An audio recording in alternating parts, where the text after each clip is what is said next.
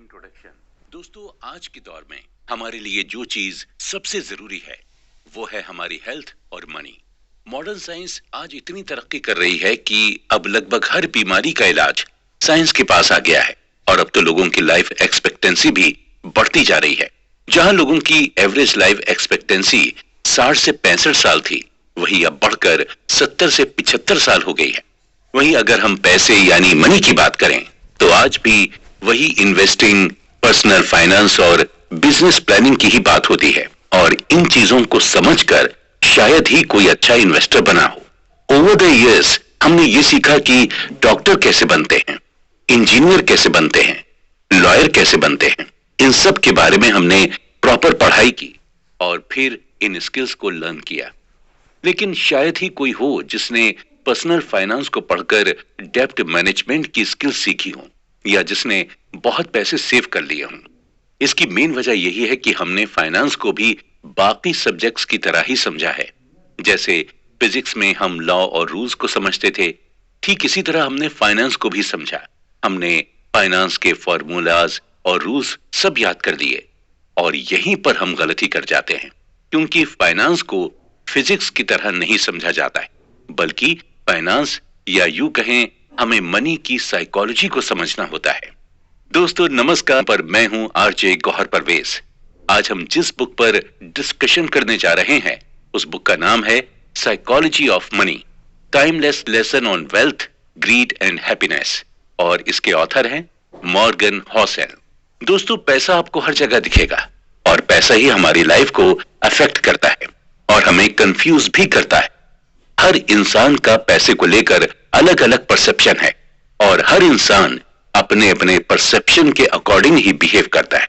Author कहते हैं कि फाइनेंस को लेकर अक्सर हम यही सोचते हैं कि इसे भी बाकी सब्जेक्ट्स की तरह ही फॉर्मूलाज और रूल्स के हिसाब से समझा जा सकता है। और अक्सर हम फाइनेंस को समझने के लिए कई सारे फार्मूलाज और रूल्स का यूज भी करते हैं, लेकिन फिर भी कई बार ऐसा भी होता है कि सारे फार्मूलाज और रूल्स अप्लाई करने के बाद भी हम फाइनेंशियली स्ट्रांग नहीं हो पाते। इसकी वजह सिर्फ यही है कि हम फाइनेंशियली स्ट्रांग इसलिए नहीं हो पाते क्योंकि हम फार्मूले तो सारे याद कर लेते हैं, लेकिन हम अपने अंदर वो एटीट्यूड और बिहेवियर डेवलप नहीं कर पाते हैं जो पैसे सेव करने के लिए हमारे काम आए। यानी आप पैसे को तभी सेव कर पाएंगे जब आप अपने अंदर के बिहेवियर को बदलेंगे। आप अपने अंदर ये साइकोलॉजी डेवलप करेंगे कि आपको वाकई में पैसे सेव करने हैं और आपको फाइनेंशियली फ्री होना है। दोस्तों, आज की इस बुक समरी को जब आप सुनेंगे तो आपको यह मालूम होगा कि साइकोलॉजी ऑफ मनी एक्चुअल में होती क्या है, किस तरह अपने बिहेवियर की वजह से ही हम रिच और पुअर बनते हैं। अक्सर हमारे मन में यह सवाल चलता है कि बिल गेट्स इतने अमीर कैसे हो गए? क्या बिल गेट्स अपने लक की वजह से अमीर हुए थे या फिर उन्होंने अमीर होने के लिए मेहनत की थी? आखिर कैसे दुनिया के सबसे बड़े इन्वेस्टर्स वॉरेन बफेट ने अपनी सारी वेल्थ 50 से 60 साल की एज के बाद बनाई? क्या पैसे को अट्रैक्ट करने के लिए हमें पैसे की तरफ भागने की जरूरत है? क्या पैसे को हम्बल बनकर अट्रैक्ट किया जा सकता है? इन सब सवालों का जवाब आज आपको मिल जाएगा। इसके अलावा आपको साइकोलॉजी ऑफ मनी को समझाने के लिए कई सारी केस स्टडीज भी दी गई और उन केस स्टडीज से आपको यह मालूम होगा कि पैसा बचाने के लिए किसी भी तरह की टेक्निकल स्किल्स की जरूरत नहीं पड़ती, बल्कि पैसा सेव करना एक सॉफ्ट स्किल्स और आप आज उन सॉफ्ट स्किल्स के बारे में जान लेंगे। आज इस डिस्कशन में पैसों को लेकर आपका जो भी परसेप्शन है वो चेंज हो जाएगा। अगर आप अमीर दिखना नहीं बल्कि बनना चाहते हैं तो चलिए इस इंटरेस्टिंग डिस्कशन को आगे psychology of money, timeless lesson on wealth, greed and happiness की बुक समरी, जिसे लिखा है मॉर्गन हॉसेल ने। No one's crazy. दोस्तों, हर इंसान का नेचर और बिहेवियर अलग अलग होता है और हर इंसान का सोचने का नजरिया भी एक दूसरे से काफी अलग अलग होता है। जो मेरी नजर में अच्छा है हो सकता है वही चीज आपकी नजर में खराब हो, और जो चीज आपको अच्छी लगती है हो सकता है वो चीज मुझे कभी पसंद ही ना आए। यानी हम सबका परसेप्शन एक दूसरे से डिफरेंट होता है और अक्सर हम उस परसेप्शन के बेस्ड पर ही दुनिया को और लोगों को जज करते हैं। इसके अलावा लोगों के साथ अलग अलग एक्सपीरियंस भी होते हैं और उस बेसिस पर भी हम किसी पर्टिकुलर चीज के लिए अपना परसेप्शन बना लेते हैं। जिस तरह से अलग अलग चीजों को लेकर लोगों के परसेप्शंस होते हैं, ठीक पैसों को लेकर भी लोगों का अलग अलग परसेप्शन होता है। एक पुअर इंसान को महीने के 10,000 रुपए भी मिल जाएं, तो उसके लिए वही बहुत बड़ी चीज होगी। वहीं कुछ लोग ऐसे भी हैं जो सिर्फ 10,000 की शॉपिंग कर लेते हैं। सच तो यही है कि हम बुकिश नॉलेज यानी किताबी ज्ञान से बहुत कम सीख पाते हैं, जितना हम अपने एक्सपीरियंस से सीखते हैं। एक इंसान जिसका स्टॉक मार्केट में काफी लॉस हुआ, वही इस लॉस को एक्सपीरियंस कर सकता है और उस एक्सपीरियंस से ही वो सीख सकता है। इसी के रिगार्डिंग इकोनॉमिस्ट माइकल बेटनिक का कहना है कि लाइफ के लेसन को समझने से पहले उन्हें एक्सपीरियंस किया जाता है। 2006 में national bureau of economic research के इकोनॉमिस्ट अल्ट्रिक मैंडमीर और स्टीफन नेगल ने कंज्यूमर फाइनेंसेस पर एक सर्वे किया था, और इस सर्वे को करने का मकसद ये पता लगाना था कि ज्यादातर अमेरिकन्स अपने पैसों का इस्तेमाल किस तरह से करते हैं। थ्योरेटिकली लोगों को यही लग रहा था कि इस सर्वे में यही कंक्लूजन सामने आएगा कि ज्यादातर अमेरिकन्स अपने इन्वेस्टमेंट को अपने फाइनेंशियल गोल के हिसाब से प्लान करते हैं, और जो भी इन्वेस्टमेंट ऑप्शन उनके सामने अवेलेबल है उसी हिसाब से वो इन्वेस्टमेंट करते हैं। लेकिन इस सर्वे में सरप्राइजिंग बात सामने आई, और वो सरप्राइजिंग बात ये थी कि ज्यादातर अमेरिकन्स अपने फाइनेंशियल गोल के हिसाब से इन्वेस्टमेंट नहीं करते हैं, बल्कि ज्यादातर अमेरिकन अपने इन्वेस्टमेंट को अपनी लाइफ में हुए एक्सपीरियंस के हिसाब से करते हैं। यानी पैसों को लेकर बचपन से लेकर जवानी तक उनका जो भी एक्सपीरियंस था वो उसी बेसिस पर इन्वेस्ट करते हैं। अगर आपका बचपन महंगाई में गुजरा है तो आप अपने पैसे को बॉन्ड में इन्वेस्ट नहीं करेंगे, और अगर अपने बचपन में आपने स्टॉक मार्केट को ग्रो करते देखा है तो यकीनन आप स्टॉक मार्केट में ही इन्वेस्ट करेंगे। और वहीं अगर आप स्टॉक मार्केट में लोगों को नुकसान उठाते हुए देखेंगे तो आप स्टॉक मार्केट में इन्वेस्ट करना बिल्कुल भी पसंद नहीं करेंगे। ऑथर कहते हैं कि हमारे अंदर रिस्क लेने की विलिंगनेस या पावर है। वो पावर हम अपने पर्सनल एक्सपीरियंस से ही लेते हैं, और ये पावर, ये विलिंगनेस हमें एजुकेशन या हमारी इंटेलिजेंस की वजह से नहीं मिली, बल्कि सिर्फ और सिर्फ हमारे एक्सपीरियंस की वजह से ही मिली है।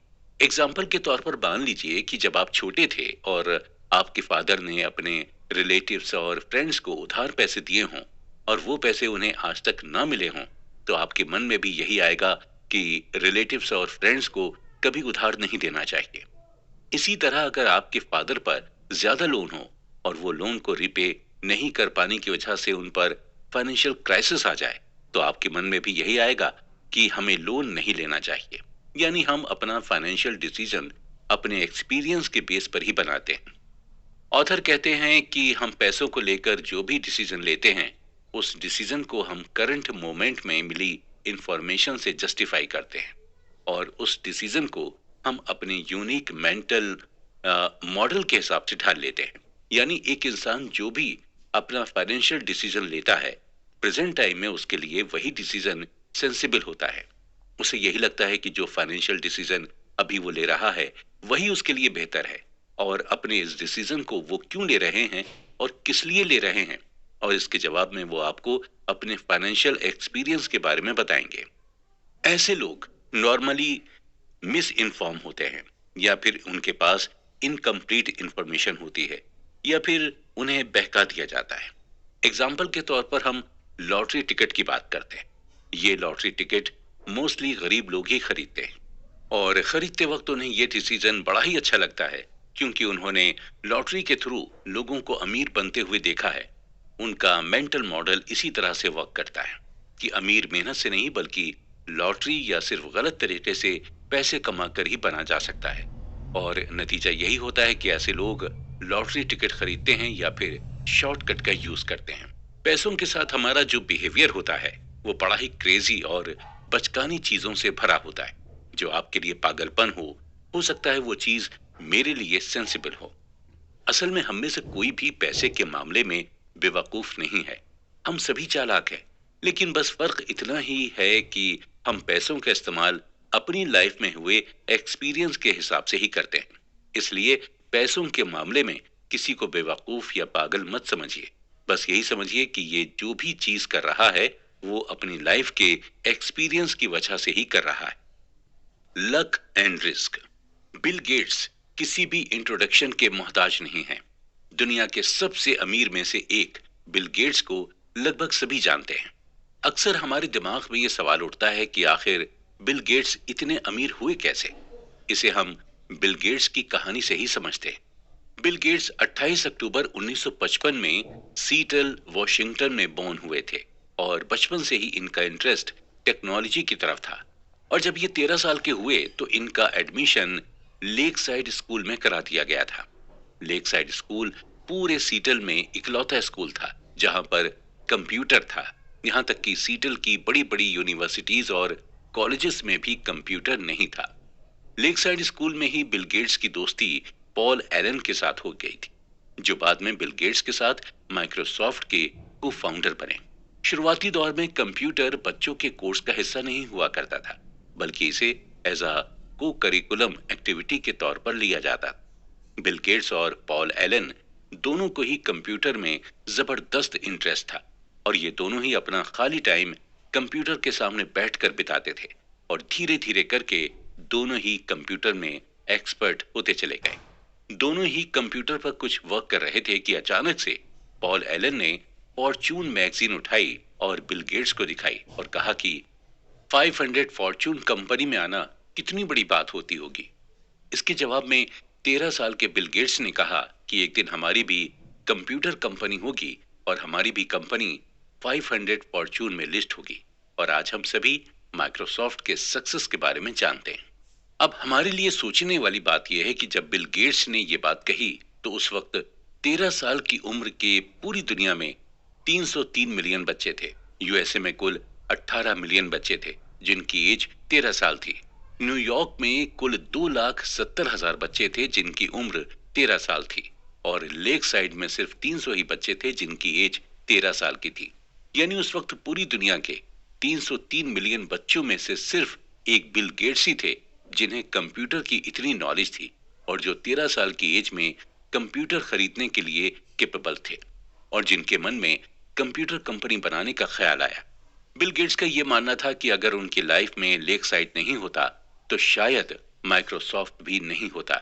यानी हम ये क्लियरली कह सकते हैं कि आज अगर बिल गेट्स इस मुकाम पर हैं तो कहीं ना कहीं अपने स्ट्रॉन्ग लक की बदौलत ही हैं। हालांकि इस बात से भी हम डिनाई नहीं कर सकते कि वो हार्ड वर्किंग नहीं है, वो बिल्कुल हार्ड वर्किंग है, लेकिन उन्हें इस मुकाम पर लाने वाला सिर्फ उनका लक था। अब हम बात करते हैं बिल गेट्स के एक और फ्रेंड केंट इवांस की।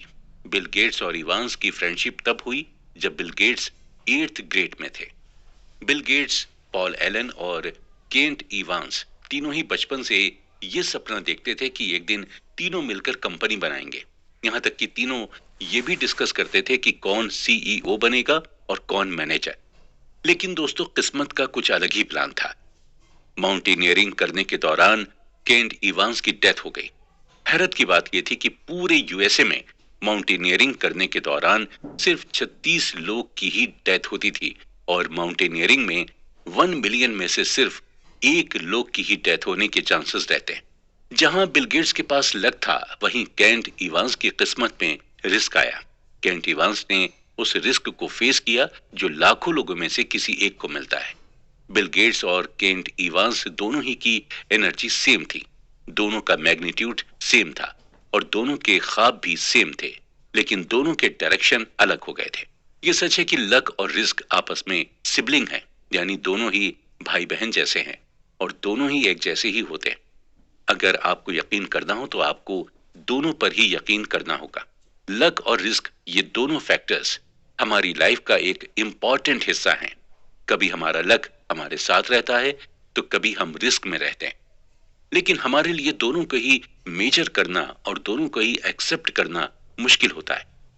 ऑथर कहते हैं कि अगर हम किसी वेल्दी को देखें तो हमें बिल्कुल भी ये अंदाजा नहीं लगाना चाहिए कि इसकी जो वेल्थ है वो इसने कड़ी मेहनत करके बनाई है। हो सकता है कि उसकी वेल्थ को पाने के लिए उसके लक ने उसका साथ दिया। या फिर अगर हम किसी वेल्दी इंसान को देखें तो हम ये परसेप्शन ना बनाएं कि इसे लक की वजह से वेल्थ मिली। हो सकता है उस इंसान ने उस वेल्थ को पाने के लिए जबरदस्त रिस्क लिया हो। सो बेसिकली यही है कि हमें बिल्कुल भी किसी की वेल्थ के बारे में परसेप्शन नहीं लगाना चाहिए। कोई अपनी किस्मत की वजह से ये बन जाता है तो कोई और जबरदस्त मेहनत करके अमीर बनता है। पैसे की ये खासियत है कि ये दोनों ही लोगों के पास आ सकता है। कॉन्फाउंडिंग कंपाउंडिंग। दोस्तों, एग्जाम से पहले एक रात पढ़ाई करके आप अच्छे नंबरों से पास हो सकते हैं, लेकिन टॉपर बनने के लिए आपको लगातार रोजाना पढ़ाई करनी होती है। आप सिर्फ एक दिन पढ़कर टॉप नहीं कर सकते। अगर आपको कोई कंपटीशन एग्जाम बीट करना हो तो उसके लिए एक ही दिन की पढ़ाई काफी नहीं होती, बल्कि आपको हर दिन थोड़ा थोड़ा पढ़ना होता है। तभी जाकर आप कंपटीशन बीट कर पाते हैं। ठीक इसी तरह का कॉन्सेप्ट पैसे के साथ भी है। पैसा उसी को अपनी तरफ खींचता है जो उसके पीछे लगातार कंसिस्टेंसी के साथ मेहनत करता जाता है। अगर आपको सही मायने में वेल्दी होना है तो आपको रोजाना पैसे कमाने के लिए मेहनत करनी होगी। अक्सर लोग जल्दी से अमीर बनने की सोचते हैं और जल्दी पैसे कमाने के चक्कर में वो लोग गलत तरीकों का इस्तेमाल करने लगते हैं और नतीजा ये होता है कि जितनी तेजी से वो पैसा कमाते हैं उतनी ही तेजी से उनका पैसा चला भी जाता है। उन्हें पैसे की साइकोलॉजी पता नहीं होती। उन्हें ये नहीं मालूम होता कि पैसा उनसे अट्रैक्ट होता है जो उसे पाने के लिए हर दिन मेहनत करते जाते हैं। हम छोटी छोटी चीजों को करके ही बड़ी चीजों को पा सकते हैं और छोटी चीजें करके बड़ी चीज पाने को ही कंपाउंडिंग कहते हैं। इस बात को ऑथर हमें एग्जाम्पल देकर समझाते हैं कि अगर आपका अपना वजन कम करना चाहते हैं तो आपका वजन एक ही दिन में कम नहीं हो जाएगा। आपको अपने वजन को कम करने के लिए डेली जिम जाना होगा और डेली एक्सरसाइज करनी होगी। जब आप डेली ये सभी प्रोसेस करेंगे तभी आपका वजन कम हो पाएगा। इस बात को सही तरह से समझने के लिए हम वॉरेन बफेट का एग्जाम्पल लेते हैं। वॉरेन बफेट के ऊपर लगभग 2000 किताबें लिखी जा चुकी हैं। ज्यादातर लोग यही कहते हैं कि वॉरेन बफेट दुनिया के सबसे अच्छे इन्वेस्टर्स में से एक हैं। नो डाउट, इस बात पर किसी को कोई शक नहीं है, लेकिन कुछ ही राइटर्स ऐसे हैं जो ये मेंशन करते हैं कि वॉरेन बफेट ने इन्वेस्टिंग की शुरुआत कब से की थी। बहुत कम ही लोग जानते हैं कि वॉरेन बफेट जब लगभग 10 साल के थे तभी से उन्होंने इन्वेस्टिंग की शुरुआत कर दी थी। अभी फिलहाल वॉरेन बफेट की नेट वर्थ $85 बिलियन के आसपास है और इस $85 बिलियन में से $84.5 बिलियन उन्होंने तब कमाए थे जब उनकी उम्र 50 साल के पार हो गई थी और $81.5 बिलियन उन्होंने तब कमाए जब वो अपने मिड 60s में थे। यानी 40 साल तक उनकी कमाई कोई खास नहीं थी, लेकिन वो लगातार इन्वेस्टमेंट करते चले गए। 40 साल की मेहनत का नतीजा उन्हें तब मिला जब उनकी एज 50 से ज्यादा हो गई थी। यानी वॉरेन बफेट की कमाई कंपाउंडिंग प्रोसेस के थ्रू हुई। अक्सर हमारे साथ यही होता है कि हम शुरू में बड़े ही जोश खरोश के साथ मेहनत करते हैं, लेकिन जब हमें इसका रिजल्ट तुरंत नहीं मिलता तो हम हिम्मत हारने लगते हैं। ठीक इसी तरह जब हम अपने पैसे को शेयर मार्केट में इन्वेस्ट करते हैं और कुछ दिनों के बाद जब हमें इन्वेस्ट किए हुए पैसे में प्रॉफिट नहीं दिखाई देता तो हम इम्पेशेंट होकर उस शेयर को कम दाम में बेच देते हैं। ऑथर बताते हैं कि कंपाउंडिंग को आप इफेक्टिव तरीके से कर सकते हैं जब आपके अंदर पेशेंस होगा। इसी तरह जब हम बिजनेस की शुरुआत करते हैं और उस बिजनेस की शुरुआत में हमें प्रॉफिट नहीं होता तो हम बेचैन यानी रेस्टलेस होने लगते हैं और नतीजतन उस बिजनेस को हम बंद कर देते हैं। वॉरेन बफेट रिचेस्ट इन्वेस्टर जरूर हैं, लेकिन उन्हें ग्रेटेस्ट इन्वेस्टर नहीं माना जाता। जिम साइमंस ने 1988 से 66% एनुअली अपनी इनकम को कंपाउंड किया है, जबकि वॉरेन बफेट ने 22% एनुअली अपने पैसे को कंपाउंड किया है। सरप्राइजिंगली साइमन की नेटवर्थ 21 बिलियन डॉलर है और जबकि वॉरेन बफेट की 85 बिलियन डॉलर है। यानी बफेट 75% ज्यादा वेल्दी हैं साइमन से। जब साइमन इतने अच्छे इन्वेस्टर हैं तो इनकी नेटवर्थ वॉरेन बफेट से इतनी कम क्यों है? इसका सिंपल सा आंसर ये है कि साइमन ने इन्वेस्टिंग की शुरुआत 50 की उम्र से की थी, यानी बफेट के 40 साल बाद। अगर उन्होंने भी बफेट की तरह 10 साल की उम्र से इन्वेस्टिंग की शुरुआत की होती तो आप सोच ही नहीं सकते हैं कि इस वक्त उनकी करंट नेटवर्थ क्या हो सकती। बफेट और साइमन की नेटवर्थ का डिफरेंस आगे भी शायद ऐसा ही रहे।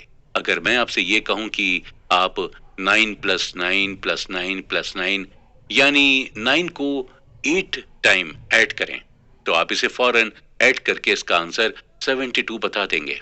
और वहीं अगर मैं आपसे कहूं कि अब आप ऐड ना करके मल्टीप्लाई करें, यानी 9 इंटू 9 इंटू 9 इंटू 9, यानी 9 को आपस में 8 टाइम मल्टीप्लाई करने को कहा जाए, तो आप इसे फौरन नहीं कर पाएंगे।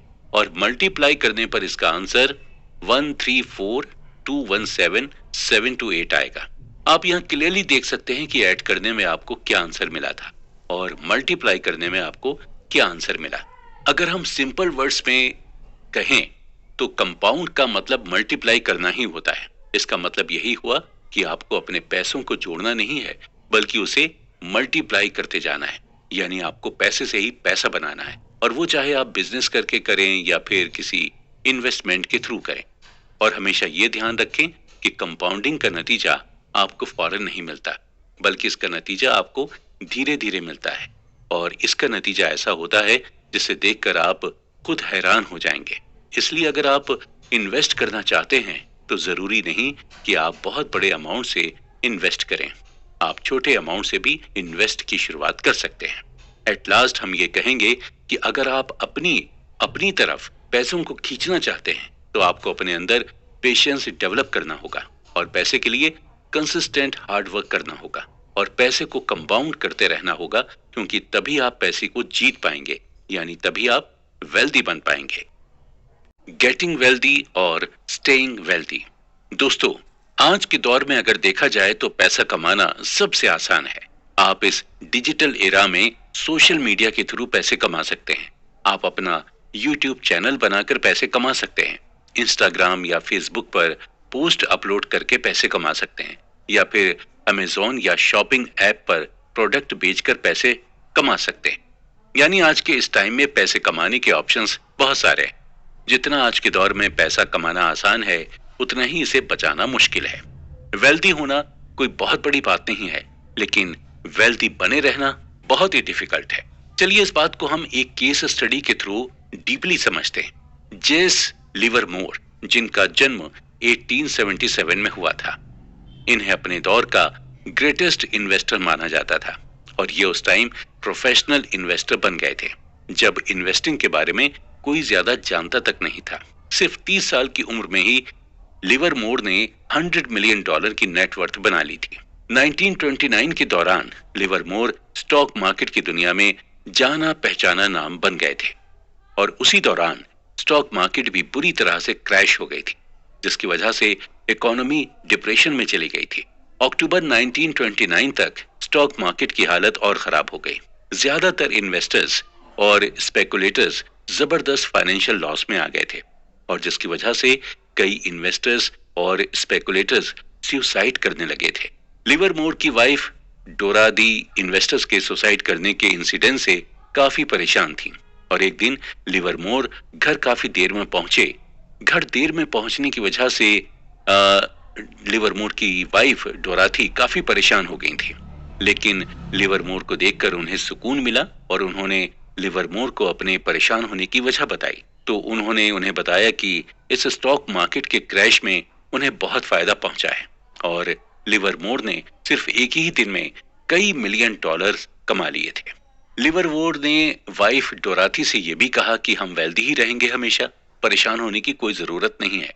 तो जहां लिवरमोर की फैमिली खुश थी, वहीं एक और फैमिली जो उस दिन खुश नहीं थी, अब्राहम जर्मेंस्की की फैमिली। अब्राहम एक multi millionaires real estate developer थे, जिन्होंने 1920 की इकोनॉमी के बढ़ने के दौरान रियल एस्टेट के थ्रू जमकर पैसे कमाए थे, और उसी दौरान स्टॉक मार्केट भी काफी बूम पर थी, और इसी का फायदा उठाते हुए स्टॉक मार्केट से भी काफी सारे पैसे कमाए थे। 1929 के मार्केट क्रैश के दौरान जब ज्यादातर इन्वेस्टर्स और स्पेकुलेटर्स सुसाइड कर रहे थे, तो उसी दौरान जर्मेंस्की की वाइफ को भी टेंशन होने लगी, और जब एक रात उनके वो घर नहीं पहुंचे तो उनकी वाइफ ने पुलिस में मिसिंग की रिपोर्ट दर्ज करा दी, और अगले दिन इन्वेस्टिगेशन में पता चला कि जर्मेंस्की ने भी बाकी इन्वेस्टर्स की ही तरह सुसाइड कर ली है। इत्तेफाक देखिए कि 1929 के स्टॉक मार्केट क्रैश ने एक को दुनिया का सबसे अमीर इंसान बना दिया था, और दूसरे को इतना नुकसान पहुंचाया कि उसे सुसाइड करने पर मजबूर होना पड़ा। 1929 के स्टॉक मार्केट क्रैश की वजह से लिवरमोर दुनिया के सबसे अमीर आदमियों में से एक बन गए थे। वहीं इसी क्रैश ने रिचेस्ट रियल एस्टेट डेवलपर जर्मेंस्की की जान ले ली थी। 1929 के स्टॉक मार्केट क्रैश से कमाए पैसे ने लिवरमोर के अंदर कॉन्फिडेंस भर दिया था, जिसकी वजह से वो स्टॉक मार्केट में ज्यादा से ज्यादा बेट लगाने लगा था। ठीक 4 साल बाद यानी 1933 में लिवरमोर ने भी सुसाइड कर ली थी, क्योंकि लिवरमोर ने स्टॉक मार्केट में इतना पैसा लगा लिया था कि उसे बहुत ही ज्यादा नुकसान हो गया था। लिवरमोर और जर्मेंस्की दोनों की डेथ पीरियड अलग अलग था, लेकिन दोनों में एक चीज कॉमन थी। दोनों थे वेल्दी, लेकिन वेल्दी बनकर रह नहीं पाए, यानी दोनों ने ही पैसे कमाए लेकिन पैसे को बचा नहीं पाए। ऑथर कहते हैं कि पैसे कमाने के लिए आपको रिस्क लेना होता है, आपको होपफुल और ऑप्टिमिस्टिक होना पड़ता है, और पैसे कमाने के लिए आपको अपने कंफर्ट जोन से बाहर निकलना होता है। लेकिन कमाए हुए पैसे को बचाने के लिए आपको रिस्क से बचना होता है, अपने अंदर ह्यूमिलिटी रखनी होती है। इसके अलावा आपके अंदर डर भी होना चाहिए। आपके अंदर ये डर होना चाहिए कि आपने इतनी मेहनत करके जो पैसे कमाए हैं वो कभी भी खत्म हो सकते हैं, आपको कभी भी नुकसान हो सकता है। ज्यादातर वेल्दी लोग इसी माइंडसेट के साथ चलते हैं, और शायद इसलिए जितने भी वेल्दी लोग हैं वो बिल्कुल सिंपल लाइफ जीते हैं और अपने पैसे को बिल्कुल सोच समझ कर खर्च करते हैं। वेंचर कैपिटल फर्म सेक्वोइया कैपिटल के हेड माइकल मोरिट्ज से जब पूछा गया कि वो अभी तक मार्केट में किस तरह से बने हुए हैं, उनकी कंपनी का अभी तक मार्केट में लगातार टिके रहने का रीजन क्या है, इसका जवाब देते हुए माइकल ने कहा कि डर की वजह से ही वो आज सेक्वा कैपिटल अभी तक टिकी हुई है। मोरिट्स का ये मानना है कि उन्हें ये डर रहता है कि अगर आज उन्होंने पैसे कमाए तो जरूरी नहीं है कि कल भी उसी तरह वो पैसे कमा पाएंगे। अगर आज उनके साथ चीजें अच्छी हो रही हैं तो जरूरी नहीं है कि कल भी सब चीजें उनके साथ अच्छी ही हों। यानी हम ये भी कह सकते हैं कि हमारे अंदर अगर सर्वाइवल का डर नहीं होगा तो शायद हम ज्यादा दिनों तक वेल्दी नहीं रह पाएंगे। ऑथर के हिसाब से वेल्दी बने रहने के लिए हमें अपने अंदर सर्वाइवल माइंडसेट रखना होगा, और इसे आप 3 तरीके से देख सकते हैं। पहला यह है कि आपको यह सोचना होगा कि आप फाइनेंशियली अनब्रेकेबल हैं। अगर आप फाइनेंशियली अनब्रेकेबल हैं तो आपको हमेशा बड़ा रिटर्न मिलेगा, और आपको बड़ा रिटर्न तभी मिल पाएगा जब आप लॉन्ग टर्म के लिए सरवाइव कर पाएंगे। दूसरा यह है कि आपको प्लानिंग बनाकर चलना होगा। जी हाँ, सर्वाइवल माइंडसेट रखने के लिए प्लानिंग करना बेहद जरूरी है। एक प्लान तभी यूजफुल होगा जब यह रियलिटी सरवाइव कर जाए। तीसरा यह है कि आपको ऑप्टिमिस्टिक पर्सनैलिटी रखनी होगी। जब आप ऑप्टिमिस्टिक पर्सनैलिटी रखते हैं तो आपके अंदर सर्वाइवल माइंडसेट आने लगता है। ऑप्टिमिस्टिक होने पर आपके अंदर बिलीफ भी आता है कि आप कैसी भी सिचुएशन में सरवाइव कर लेंगे। हमेशा ये ध्यान रखें कि पैसा कमाना मुश्किल नहीं है, बल्कि उस पैसे को बचाए रखना मुश्किल है। इसलिए जब आप पैसे कमा लें तो आपको यही कोशिश करनी चाहिए कि उस पैसे को कैसे बचाएं, और आप पैसे बचाकर ही पैसे को अपनी ओर तेजी से अट्रैक्ट कर सकते हैं। Tells you win. दोस्तों, हम अपनी लाइफ में बहुत सारी चीजों को करते रहते हैं और बहुत सारे प्लान बनाते रहते हैं, लेकिन इनमें से कुछ प्लान सक्सेसफुल होते हैं और कुछ प्लान में हमें फेलियर मिलती है। कई बार ऐसा होता है कि जब हम किसी सक्सेसफुल इंसान को देखते हैं तो हम सिर्फ उसकी सक्सेस के बारे में ही सोचते हैं, लेकिन हम कभी ये नहीं सोचते हैं कि उस सक्सेस को पाने के लिए वो इंसान कितनी बार फेल हुआ होगा। हॉलीवुड के मशहूर एक्टर ब्रैड पिट को 30 साल लगातार काम करने के बाद स्टार गिल्ड बेस्ट एक्टर का अवार्ड मिला था। टाइटैनिक के हीरो लियोनार्डो डिकैप्रियो को बेस्ट एक्टर के लिए ऑस्कर नॉमिनेशन 5 बार मिला, लेकिन जीता उन्होंने एक ही बार। हमें नहीं पता कि हम जिस भी काम को कर रहे हैं उसमें हमें कितनी सक्सेस मिलेगी। कुछ ऐसे काम होते हैं जिसमें हम कामयाब होते हैं, तो कुछ काम ऐसे भी होते हैं जिनमें हम फेल हो जाते हैं। बिजनेस और इन्वेस्टिंग में चीजें इसी तरह से काम करती हैं। आप जितने भी इन्वेस्टर्स को देखेंगे उन्हें सक्सेस से ज्यादा फेलियर मिली होगी, और वो इस चीज को भी एक्सेप्ट करते हैं। वो ये मानकर चलते हैं कि उन्हें फेलियर ज्यादा मिलेगी, लेकिन उनकी नजर मेजॉरिटी आउटकम पर होती है। यानी उनके मन में कहीं ना कहीं ये चलता है कि सक्सेस होने पर उन्हें क्या मिलेगा। अगर ब्रैड पिट शुरू में अवार्ड ना मिलने की वजह से एक्टिंग छोड़ देते तो क्या वो इतने पॉपुलर एक्टर होते, और क्या उन्हें 30 साल के बाद बेस्ट एक्टर का अवार्ड मिलता। ब्रैड पिट को यह समझ आ गया था कि आपके कुछ प्रोजेक्ट चलते हैं और कुछ नहीं, लेकिन आपको लगातार काम करते रहना चाहिए। आपको अपने एम की ओर लगातार बढ़ते रहना चाहिए।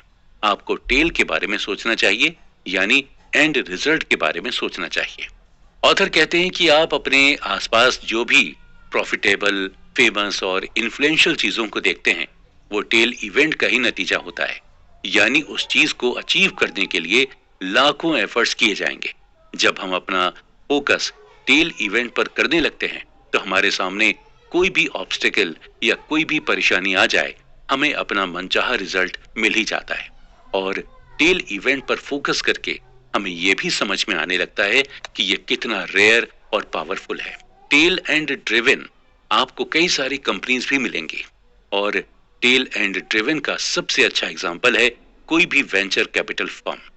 अक्सर वेंचर कैपिटल फर्म नए नए स्टार्टअप को फंडिंग करती है। एक वेंचर कैपिटल फर्म नॉर्मली 40 से 50 स्टार्टअप को फंडिंग देती है, और उस वेंचर कैपिटल को यह भी मालूम होता है कि इस 40 से 50 स्टार्टअप में आधे से ज्यादा स्टार्टअप फेल हो सकते हैं, लेकिन उन्हें यह भी मालूम होता है कि एटलीस्ट 10 स्टार्टअप तो चलेंगे ही, और उन 10 में से 2 या 3 स्टार्टअप ऐसे होंगे जो उनके लिए बोनांजा ऑफर की तरह होंगे, यानी उनका रिटर्न 100% से भी ज्यादा होगा। और वेंचर कैपिटल उन्हीं 2 या 3 स्टार्टअप से अपने पूरे इन्वेस्ट किए हुए पैसे को प्रॉफिट समेत वापस ले लेती है। इसी तरह जब कोई इन्वेस्टर अपना पोर्टफोलियो बनाता है, तो उसे भी यह मालूम होता है कि पोर्टफोलियो में शामिल हर स्टॉक उसे अच्छा रिटर्न नहीं देगा, लेकिन पोर्टफोलियो में शामिल 1-2 स्टॉक ऐसे होंगे जो पूरे पोर्टफोलियो का प्रॉफिट कवर करके दे देंगे। ऑथर की माने तो टेल इवेंट ही सब कुछ है, और जिसने ये समझ लिया वो ही सक्सेसफुल हुआ। आप जितने भी वेल्दी लोगों की कहानी सुनेंगे, आपको उनके बारे में यही पता चलेगा कि वो हमेशा टेल इवेंट के बारे में सोचते हैं। जब आपको ये रियलाइज हो जाता है कि बिजनेस में टेल्स ही सब कुछ है, तो आपके लिए फेल होना, बिजनेस का ना चलना, लॉस होना, ये सभी बातें नॉर्मल हो जाती हैं। आपको फेलियर बिल्कुल भी सरप्राइजिंग नहीं लगता, और आप इसे भी वेल्दी होने का एक पार्ट मान लेते हैं, और आप ये एक्सेप्ट कर लेते हैं कि फेलियर भी इसी प्रोसेस का एक हिस्सा है। हमारे साथ इशू यही होता है कि हम फेलियर को एक्सेप्ट नहीं करते। हम पैनिक करने लग जाते हैं। हमें यह लगने लगता है कि हमारे साथ कैसे हो सकता है, हमने तो बहुत मेहनत की थी। लेकिन हम ये भूल जाते हैं कि मेहनत का रिजल्ट तो हमें हमेशा एंड में ही मिलता है। अगर आप एक अच्छे स्टॉक पिकर हैं, तो आपके साथ ये हो सकता है कि कई बार आप स्टॉक पिक करने में गलती कर जाएं, या अगर आप एक अच्छे बिजनेसमैन हैं, तो ये आपके साथ बिल्कुल हो सकता है कि आप एक खराब और नॉन प्रॉफिटेबल प्रोडक्ट को बेचने लग जाएं। ग्रेट इन्वेस्टर्स पीटर लिंच का ये मानना है कि अगर आप किसी बिजनेस में अच्छे हैं, तो यानी आप उस बिजनेस में 10 में से 6 बार करेक्ट होंगे और 4 बार इनकरेक्ट होंगे। यानी आपके 6 डिसीजन सही होंगे तो 4 डिसीजन गलत होंगे। हम अपने ऊपर सही चीजों को करने के लिए खुद पर मेंटल प्रेशर बनाने लगते हैं। हम ये सोचने लगते हैं कि हमसे कोई गलती कभी हो ही नहीं सकती।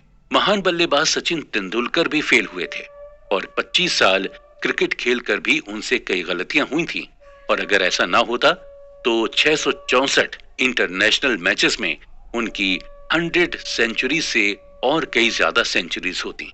इन्वेस्टर्स और एंटरप्रेन्योर से हमें यही सीखने को मिलता है कि कोई भी हर बार सही डिसीजन नहीं ले सकता। आपको क्या लगता है कि Bill Gates, Jeff Bezos, Elon Musk हर बार सही ही डिसीजन लेते हैं? नहीं, उनके कई बार कई डिसीजंस गलत भी होते हैं। बस फर्क सिर्फ इतना है कि हमें उनके गलत डिसीजन के बारे में पता नहीं चलता, क्योंकि हम उनकी सक्सेस को ही देखकर चकाचौंध हो जाते हैं। हम में और उनमें बस फर्क यही है कि वो फेलियर को प्रोसेस का एक हिस्सा मानते हैं, उसे खुद पर हावी नहीं होने देते, क्योंकि उन्हें यह मालूम होता है कि टेल इवेंट में फेलियर जरूर मिल सकती है, और उनका फोकस सिर्फ टेल इवेंट पर ही होता है, क्योंकि टेल इवेंट के एंड में सक्सेस उनका वेट कर रही होती है। फ्रीडम का यही मतलब होता है कि आप कोई भी चीज अपने मन के हिसाब से कर सकें, वो भी बिना किसी की रोक टोक के। और जब आप वेल्दी होते हैं तो आपको फाइनेंशियल फ्रीडम मिलती है। आपको ये आजादी मिलती है कि आप अपने पैसों का कुछ भी कर सकते हैं। और जब आपको फाइनेंशियल फ्रीडम मिल जाती है तो आपको हैप्पीनेस भी मिलती है। देखा जाए तो लोग फाइनेंशियल फ्रीडम को इसलिए चुनते हैं ताकि वो अपनी लाइफ में खुश रह सकें। ऑथर कहते हैं कि हैप्पीनेस एक कॉम्प्लिकेटेड सब्जेक्ट और हर इंसान के लिए हैप्पीनेस की डेफिनेशन अलग अलग होती है। एक छोटे बच्चे को भी देखकर हमें खुशी मिल जाती है और अपने चहेते फिल्म स्टार को लाइव देखकर भी हमें खुशी मिल जाती है। लेकिन अगर हम हैप्पीनेस की कॉमन डेनोमिनेटर की बात करें तो हैप्पीनेस हमें तभी मिलती है जब हमारी लाइफ हमारे ही कंट्रोल में होती है। अपनी लाइफ में हम जब भी कर रहे होते हैं उसका कंट्रोल जब हमारे हाथ में होता है तो हमें बहुत खुशी महसूस होती है। आप कितना भी ज्यादा पैसे क्यों ना कमा ले, लेकिन अगर आपकी लाइफ आपके अपने कंट्रोल में नहीं है तो आप खुश नहीं हो सकते। वहीं अगर आप कुछ भी ना कमा रहे हो लेकिन अगर आपकी लाइफ आपके कंट्रोल में है तो आप डेफिनेटली खुश हैं। ऑथर कहते हैं कि अक्सर लोग यही चाहते हैं कि उनकी लाइफ कंट्रोल में रहे और जब कोई उनसे किसी काम को करने के लिए कहता है तो उन्हें यही लगता है कि उन्हें डिसएम्पावर्ड किया जा रहा है या डोमिनेट किया जा रहा है। उन्हें यह लगता है कि सामने वाला अपनी चॉइस उन पर थोप रहा है, जबकि इंसान के पास खुद ये चॉइस रहती है कि वो दूसरे की चॉइस को हाँ कहे या फिर ना कहे या फिर सिंपली वही करे जैसा उनसे कहा जाए। जब हम चॉइसेस के इस खेल में फंस जाते हैं तो हमें ये रियलाइज होने लगता है कि फ्रीडम होना कितना जरूरी है, स्पेशली फाइनेंशियल फ्रीडम, क्योंकि ये आपको चॉइस देती है कि आप अपने टाइम और अपने पैसे से कुछ भी कर सकते हैं। सक्सेसफुल एंटरप्रेन्योर डेरेक साइवर्स से जब उनके एक फ्रेंड ने यह पूछा कि वो इतने रिच कैसे हुए तो इसके जवाब में वो अपनी कहानी सुनाते हुए कहते हैं कि अपना स्टार्टअप शुरू करने से पहले वो जॉब करते थे और उस जॉब में उन्हें $1800 की सैलरी मिलती थी और वो हर महीने अपनी सैलरी में से कुछ न कुछ सेव करते थे। 2 साल के अंदर उन्होंने $12,000 सेव कर लिए थे। जॉब करने के दौरान उनकी एज 22 साल थी, यानी 22 साल की एज में उन्होंने $12,000 सेव कर लिए थे। $12,000 सेव करने के बाद डेरेक ने अपनी जॉब से रिजाइन कर दिया और जॉब छोड़कर वो एक फुल टाइम म्यूजिशियन बन गए थे। डेरेक को हर महीने म्यूजिक का कोई ना कोई असाइनमेंट मिलने लगा था और असाइनमेंट से मिलने वाले पैसे से वो अपना खर्च चलाते थे। ओवरऑल डेरेक को अब पूरी तरह से फ्रीडम मिल गई थी। उनको किसी चीज की कोई रोक टोक नहीं थी और वो अब ऐसे काम से पैसा कमा रहे थे जिसे करके उन्हें बेहद खुशी मिलती थी। डेरेक के दोस्त ने आगे की कहानी पूछी कि फाइनली डेरेक तुम अमीर कब बने। आगे फिर उनके फ्रेंड ने उनकी कंपनी के बेचने का जिक्र करते हुआ कि डेरेक क्या तुम अपनी कंपनी बेचकर अमीर हुए थे। इसका जवाब डेरेक ने बड़ी खूबसूरती से देते हुए कहा था कि कंपनी बेचना तो सिर्फ पैसों का ट्रांजैक्शन था, असल में अमीर वो 22 साल की उम्र में बन गए थे जब वो फुल टाइम म्यूजिशियन बन गए थे। यानी कि हम अमीर असल में तब होते हैं जब हम वो काम करते हैं जिसे करने में हमें मजा आता है और उस काम को करने में हमें पैसे भी मिलते रहते हैं। असली फाइनेंशियल फ्रीडम तभी मिल सकती है जब आप वो करें जो आप करना चाहते हैं और उसी को करते हुए आपको पैसे भी मिलते रहें। लोग अक्सर फाइनेंशियल फ्रीडम की तलाश में अपनी जॉब चेंज करते रहते हैं क्योंकि उन्हें लगता है कि जॉब चेंज करके उन्हें ज्यादा पैकेज मिलेगा, जबकि ज्यादा पैकेज से फाइनेंशियल फ्रीडम नहीं मिलती। आपको फाइनेंशियल फ्रीडम तभी मिल पाएगी जब आपकी लाइफ आपके कंट्रोल में होगी। अब हम बात करते हैं man in the car paradox. जब आप किसी को महंगी कार चलाते हुए देखते हैं तो आप ये नहीं सोचते कि कार चलाने वाला इंसान कितना रिच होगा या उसने इस कार को खरीदने के लिए कितनी मेहनत की होगी, बल्कि आप यही सोचते हैं कि काश ऐसी ही महंगी कार हमारे पास भी होती। और ये एक पैराडॉक्स होता है। अक्सर लोग इसलिए वेल्दी होना चाहते हैं ताकि उन्हें लोग एडमायर कर सकें, लोग उन्हें पसंद करें, और ऐसे लोग इसलिए महंगे कपड़े, महंगी कार, महंगी घड़ियां खरीदते हैं ताकि वो दूसरों को इम्प्रेस कर सकें, दूसरे उन्हें एडमायर करें, बल्कि रियलिटी में दूसरे उनसे इम्प्रेस या एडमायर नहीं होते। उनके महंगे कपड़े, महंगी घड़ियां और महंगी कार देखकर दूसरे लोग अपने लिए एक बेंचमार्क तय कर लेते हैं कि उन्हें भी ऐसी ही घड़ी लेनी है, ऐसी ही महंगी कार लेनी है और ऐसे ही महंगे महंगे कपड़े पहनने हैं, और उनके अंदर भी सेम डिजायर होती है कि उनसे भी लोग इम्प्रेस हों और लोग उन्हें भी एडमायर करें। ये एक ह्यूमन टेंडेंसी है।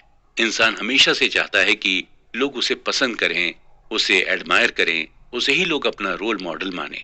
और इसके लिए ज्यादातर लोग पैसे का सहारा लेते हैं या फिर महंगी चीजों को प्रॉन्ट करके दूसरों का दिल जीतने की कोशिश करते हैं। लेकिन उन्हें भी ये मालूम होता है कि दूसरे भी यही चाहते हैं। वो आपसे और आपकी चीजों से इम्प्रेस नहीं होते हैं, बल्कि उनकी खुद की पर्सनल डिजायर उन्हें आपसे बात करने के लिए मजबूर करती है। लोगों को पैसे से इम्प्रेस करने से बेहतर है आप उन्हें अपनी ह्यूमिलिटी, काइंडनेस और एम्पैथी से इम्प्रेस करें, क्योंकि इन चीजों से बनाया गया इंप्रेशन लॉन्ग लास्टिंग होता है। आप कितने भी गरीब या अमीर हो जाएं, लेकिन अपने नेचर से आप लोगों को अपनी ओर खींच सकते हैं। Wealth is what you don't see. हम पैसे को तो अपनी आंखों से देख सकते हैं, लेकिन वेल्थ को नहीं। वेल्दी होना एक स्टेट ऑफ लिविंग है। जैसे आप हवा को नहीं देख सकते, ठीक उसी तरह आप वेल्थ को भी नहीं देख सकते। आपको ऐसे कई लोग मिल जाएंगे जो महंगी महंगी कार चलाएंगे, लेकिन महंगी कार होने पर भी वो इतने अमीर नहीं होते। वहीं आप ऐसे भी लोगों को देखेंगे जिनके पास नॉर्मल सी कार होगी, लेकिन एक्चुअल में वो बहुत अमीर होंगे। हालांकि ये भी हो सकता है कि अगर किसी के पास महंगी कार है तो वो एक्चुअल में वेल्दी हो सकता है, लेकिन उस महंगी कार की वजह से उसकी वेल्थ कम हो जाती है। ऑथर ने इस बात को हमें एग्जाम्पल देकर समझाया है कि अगर आपने 1 करोड़ की कार ली है तो इसका यही मतलब हुआ कि आपकी जो वेल्थ थी उससे आपके 1 करोड़ रुपए कम हो गए। मोस्टली जो वेल्दी होते हैं इसीलिए महंगी कार खरीदना अवॉइड करते हैं। हम अक्सर वेल्थ को देखकर ही जज करते हैं और हमें सामने वाला जैसा दिखता है हम उसी हिसाब से अपना परसेप्शन बना लेते हैं। अगर कोई महंगे ब्रांडेड कपड़े पहनता है तो हमें यही लगने लगता है कि सामने वाला वेल्दी है, लेकिन हमें पूरी रियलिटी नहीं पता होती। हो सकता है सामने वाले ने कपड़े तो महंगे पहने हैं, लेकिन उसके ऊपर लाखों करोड़ों का डेब्ट हो। मॉडर्न कैपिटलिज्म की वजह से आज लोग आसानी से खुद को वेल्दी दिखाते हैं, जबकि वो एक्चुअल में होते नहीं हैं। लोन लेकर आप भी महंगी कार ले सकते हैं, आलीशान घर बनवा सकते हैं या फिर महंगे कपड़े पहन सकते हैं। ये सब करना आसान है, लेकिन इन चीजों को मेंटेन करना आपके लिए मुश्किल हो जाएगा। महंगी कार लेंगे तो ईएमआई भी ज्यादा आएगी और फिर उसका मेंटेनेंस का बिल भी ज्यादा आएगा। यानी महंगी चीजें लेना आसान है, लेकिन उन्हें मेंटेन करना मुश्किल। और ये आप तभी कर पाएंगे जब आप वाकई में वेल्दी होंगे। इसी तरह सिंगर रिहाना ज्यादा खर्च करने के चक्कर में बैंकरप्ट हो गई थी, और जिसकी वजह से उन्होंने अपने फाइनेंशियल एडवाइजर को केस कर दिया था। कोर्ट में एडवाइजर ने रिहाना से यही कहा कि जब आप महंगी महंगी चीजें खरीदेंगी तो एंड में आपके पास सिर्फ महंगी चीजें ही बचेंगी, आपके पास पैसे नहीं बचेंगे। अक्सर जब कोई ये कहता है कि वो करोड़पति बनना चाहता है तो उसका यही मतलब होता है कि वो करोड़ों रुपए खर्च कर सके। हम रिच और वेल्दी होने में डिफरेंशिएट नहीं कर पाते। रिच आपकी करंट इनकम बताती है। अगर आज आपके अकाउंट में 1 करोड़ रुपए हैं तो आप अमीर हैं, लेकिन वहीं अगर सालों से आपके अकाउंट में करोड़ों रुपए आते और जाते रहे हों तो आप वेल्दी हैं। आज आप अमीर हैं, हो सकता है कल आप अमीर ना हो। आज आपके अकाउंट में करोड़ों रुपए हों, लेकिन हो सकता है कल ना हो। सही मायने में वेल्दी कभी हमें दिखाई नहीं दे सकती। वेल्थ एक ऐसी इनकम होती है जो आप कभी खर्च नहीं करते। आज के दौर में हमें रिच इंसान तो मिल जाएगा, लेकिन वेल्दी इंसान नहीं मिलेगा, क्योंकि वेल्दी लोग बहुत ही लो प्रोफाइल तरीके से रहते हैं और ये ज्यादा सोसाइटी में लोगों के सामने खुलकर नहीं आते हैं, और इनके रहन सहन या ड्रेसिंग से आपको अंदाजा भी नहीं लग पाएगा कि ये रिच हैं।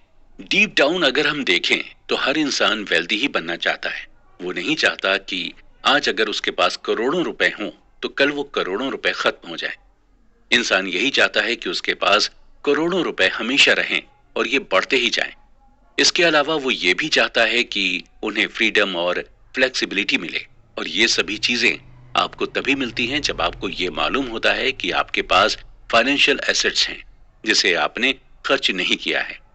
आप खुद सोचिए कि किस बात से आपको ज्यादा सेटिस्फेक्शन मिलता है, आपके अकाउंट्स में करोड़ों रुपए पड़े हों या फिर आपके अकाउंट से करोड़ों रुपए खर्च हो गए हों। जाहिर सी बात है आपको इस बात से ज्यादा सेटिस्फेक्शन मिलेगा कि आपके अकाउंट में करोड़ों रुपए हैं और ये रुपए ऐसे हैं जिन्हें आप खर्च नहीं करना चाहते। जब ये सोच आपके अंदर आ जाएगी तो आप खुद को वेल्दी समझिए, और जब ये सोच आपके अंदर आ जाती है तो आप सच में फ्री और फ्लेक्सिबल हो जाते हैं। हम इंसान आगे बढ़ने के लिए हमेशा एक रोल मॉडल की तलाश करते रहते हैं और ऐसा करके ही हम आगे बढ़ भी सकते हैं। अगर आप एक अच्छे ऑथर बनना चाहते हैं तो पहले आपको अच्छे ऑथर को पढ़ना होगा। आप अच्छे एक्टर बनना चाहते हैं तो आपको अच्छे एक्टर की मूवीज देखनी होंगी।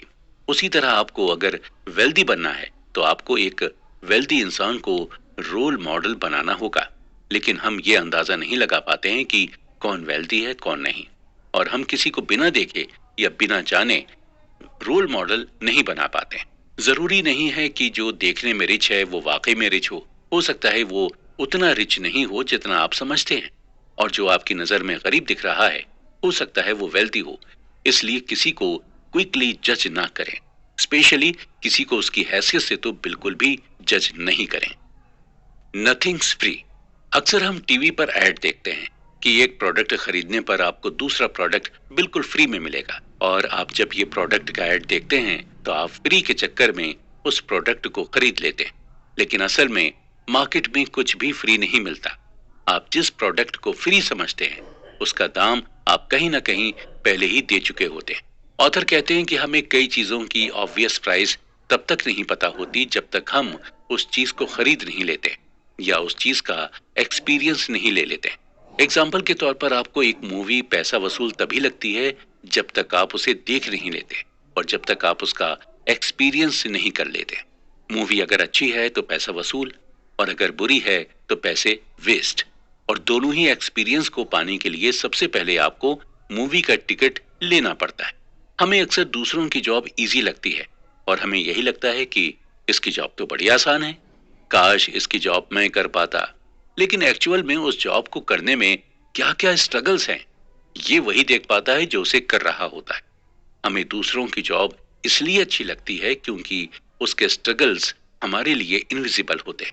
हमारे लिए कई ऐसी चीजें हैं जो प्रैक्टिस के दौरान हमें टफ लगती हैं लेकिन थ्योरी में आसान होती हैं। ऐसा इसलिए होता है क्योंकि हम ओवर कॉन्फिडेंट होते हैं। ऐसा इसलिए भी होता है क्योंकि हम सक्सेस की क्या कीमत होगी इसे आइडेंटिफाई नहीं कर पाते, और जब सक्सेस पाने की हमें कीमत ही नहीं पता होती तो हम सक्सेस के लिए पे भी नहीं कर पाते और इसलिए हम सक्सेस भी नहीं हो पाते। सक्सेस पाने के लिए हमें एक कीमत देनी होती है।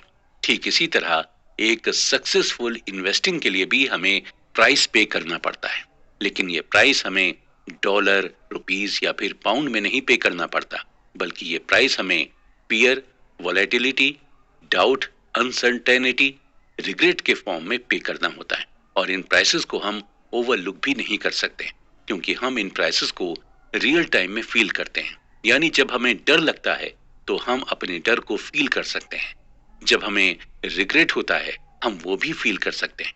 ऑथर कहते हैं कि अगर आपको अपने लिए कार लेनी हो और आपके सामने 3 ऑप्शंस रखे जाएं तो आप उन तीनों में से कौन सा ऑप्शन चुनेंगे। पहला ऑप्शन यह है कि कार आपको 5 लाख में मिल रही है। दूसरा ऑप्शन यह है कि कार आपको सेकंड हैंड मिल रही है 3 लाख में, और तीसरा ऑप्शन यह है कि आप कार चुरा लें। देखा जाए तो तीनों ही तरीकों से कार आपके पास आ सकती है, लेकिन आप तीसरा ऑप्शन तो बिल्कुल भी कंसीडर नहीं करेंगे। दोनों ही ऑप्शंस आपके लिए इजी रहेंगे और आप इन दोनों में से एक ऑप्शन को चूज करके कार ले लेंगे। लेकिन कुछ लोग ऐसे भी हैं जो तीसरा ऑप्शन चूज करेंगे। ऐसे लोग प्लान और स्ट्रेटेजी बनाते हैं और उन्हें इसका प्राइस भी पता होता है कि कार चुराने पर उन्हें क्या प्राइस पे करना हो सकता है, और उन्हें यह भी पता होता है कि अगर वो नहीं पकड़े गए तो बिना किसी इन्वेस्टमेंट के उनके पास एक कार आ जाएगी। लेकिन वो कहते हैं कि धन की देवी उसी पर मेहरबान होती है जो उसे ईमानदारी से कमाते हैं, इसलिए कार चुराने वाले देर सवेर पकड़े ही जाते हैं। ठीक यही चीज इन्वेस्टिंग के साथ भी होती। मॉर्निंगस्टार कंपनी ने कुछ ऐसे टैक्टिकल म्यूचुअल फंड्स को आइडेंटिफाई किया था कि वो मौका पड़ने पर कभी स्टॉक से प्रॉफिट अर्न करने की कोशिश करते तो कभी बॉन्ड के थ्रू प्रॉफिट अर्न करने की कोशिश करते। यानी ये म्यूचुअल फंड्स रिटर्न के लिए प्राइसेस नहीं पे करना चाहते थे।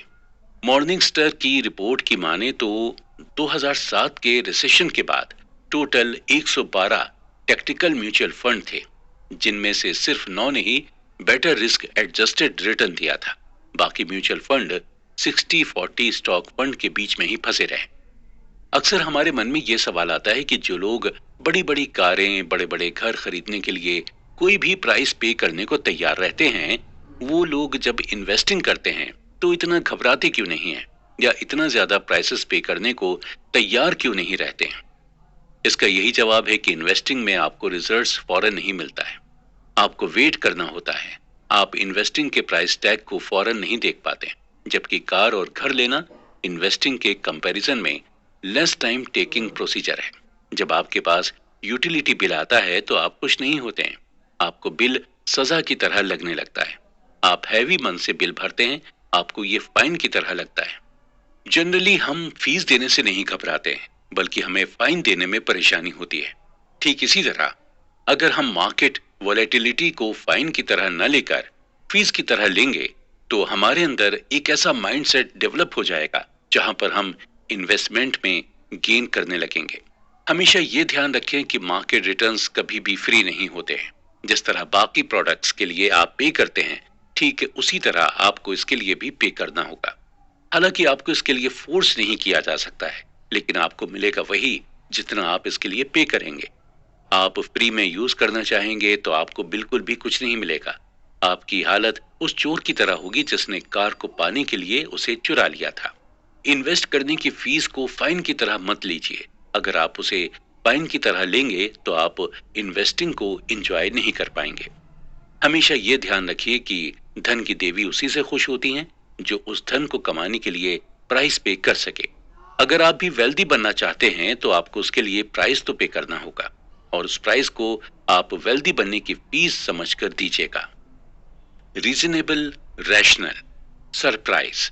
हम इंसान एक ऐसे क्रिएचर हैं जो इमोशनल होकर भी सोचते हैं और जो प्रैक्टिकल या रैशनल होकर भी सोचता है। फाइनेंशियल डिसीजन लेते वक्त हमें बहुत ज्यादा रैशनल होकर नहीं सोचना होता है, बल्कि हमें रीजनेबल होकर सोचना पड़ता है। हमें अपना फाइनेंशियल डिसीजन लेने का रीजन ढूंढना पड़ता था। किसी चीज के लिए रीजनेबल होना ज्यादा रियलिस्टिक होता है, और बात जब पैसे की होती है तो हमें रियलिस्टिक होना पड़ता है। रीजनेबल और रैशनल को डीपली समझने के लिए हम एक ऐसे जूलियस वैगनर का एग्जाम्पल लेते हैं। जूलियस वैगनर 19th सेंचुरी के साइकेट्रिस्ट थे जिन्होंने मलेरिया से सिफिलिस जैसी बीमारी का इलाज किया था, और इनके अंदर दो स्किल्स थी। पहली ये कि ये चीजों के पैटर्न को बहुत अच्छी तरह से समझ जाते थे, और दूसरी ये कि जो लोगों की नजर में पागलपन होता था वो पागलपन उन्हें बहादुरी लगती थी। और इन दोनों ही स्किल्स को जूलियस वैगनर ने न्यूरोसिफिलिस पेशेंट पर आजमाया था। जूलियस ने यह पैटर्न नोटिस किया कि जब सिफिलिस पेशेंट को फीवर होता है तो वो जल्दी रिकवर करने लग जाता है। जूलियस वैगनर ने यह अज्यूम किया कि फीवर इन्फेक्शन से फाइट करने में बॉडी की हेल्प होती है, और ये चीज डॉक्टर समझ नहीं पा रहे थे। जूलियस एक लॉजिकल कंक्लूजन पर पहुंचे, और वो टाइफाइड, मलेरिया और स्मॉल पॉक्स के लो एंड स्ट्रेन वायरस को सिफिलिस के पेशेंट में इंजेक्ट करने लगे। ये एक एक्सपेरिमेंट था, काफी डेंजरस, और इस एक्सपेरिमेंट से कई पेशेंट्स की जान भी चली गई। फाइनली जूलियस वैगनर ने मलेरिया का वीक वर्जन सिफिलिस के पेशेंट को इंजेक्ट करना शुरू कर दिया, जिसकी वजह से लोगों को फीवर आने लगा और लोग सही भी होने लगे।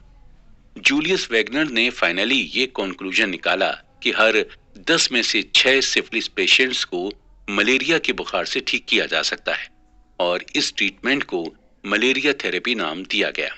जूलियस वैगनर को इस रिसर्च के लिए 1927 में मेडिसिन की फील्ड में नोबेल प्राइज मिला।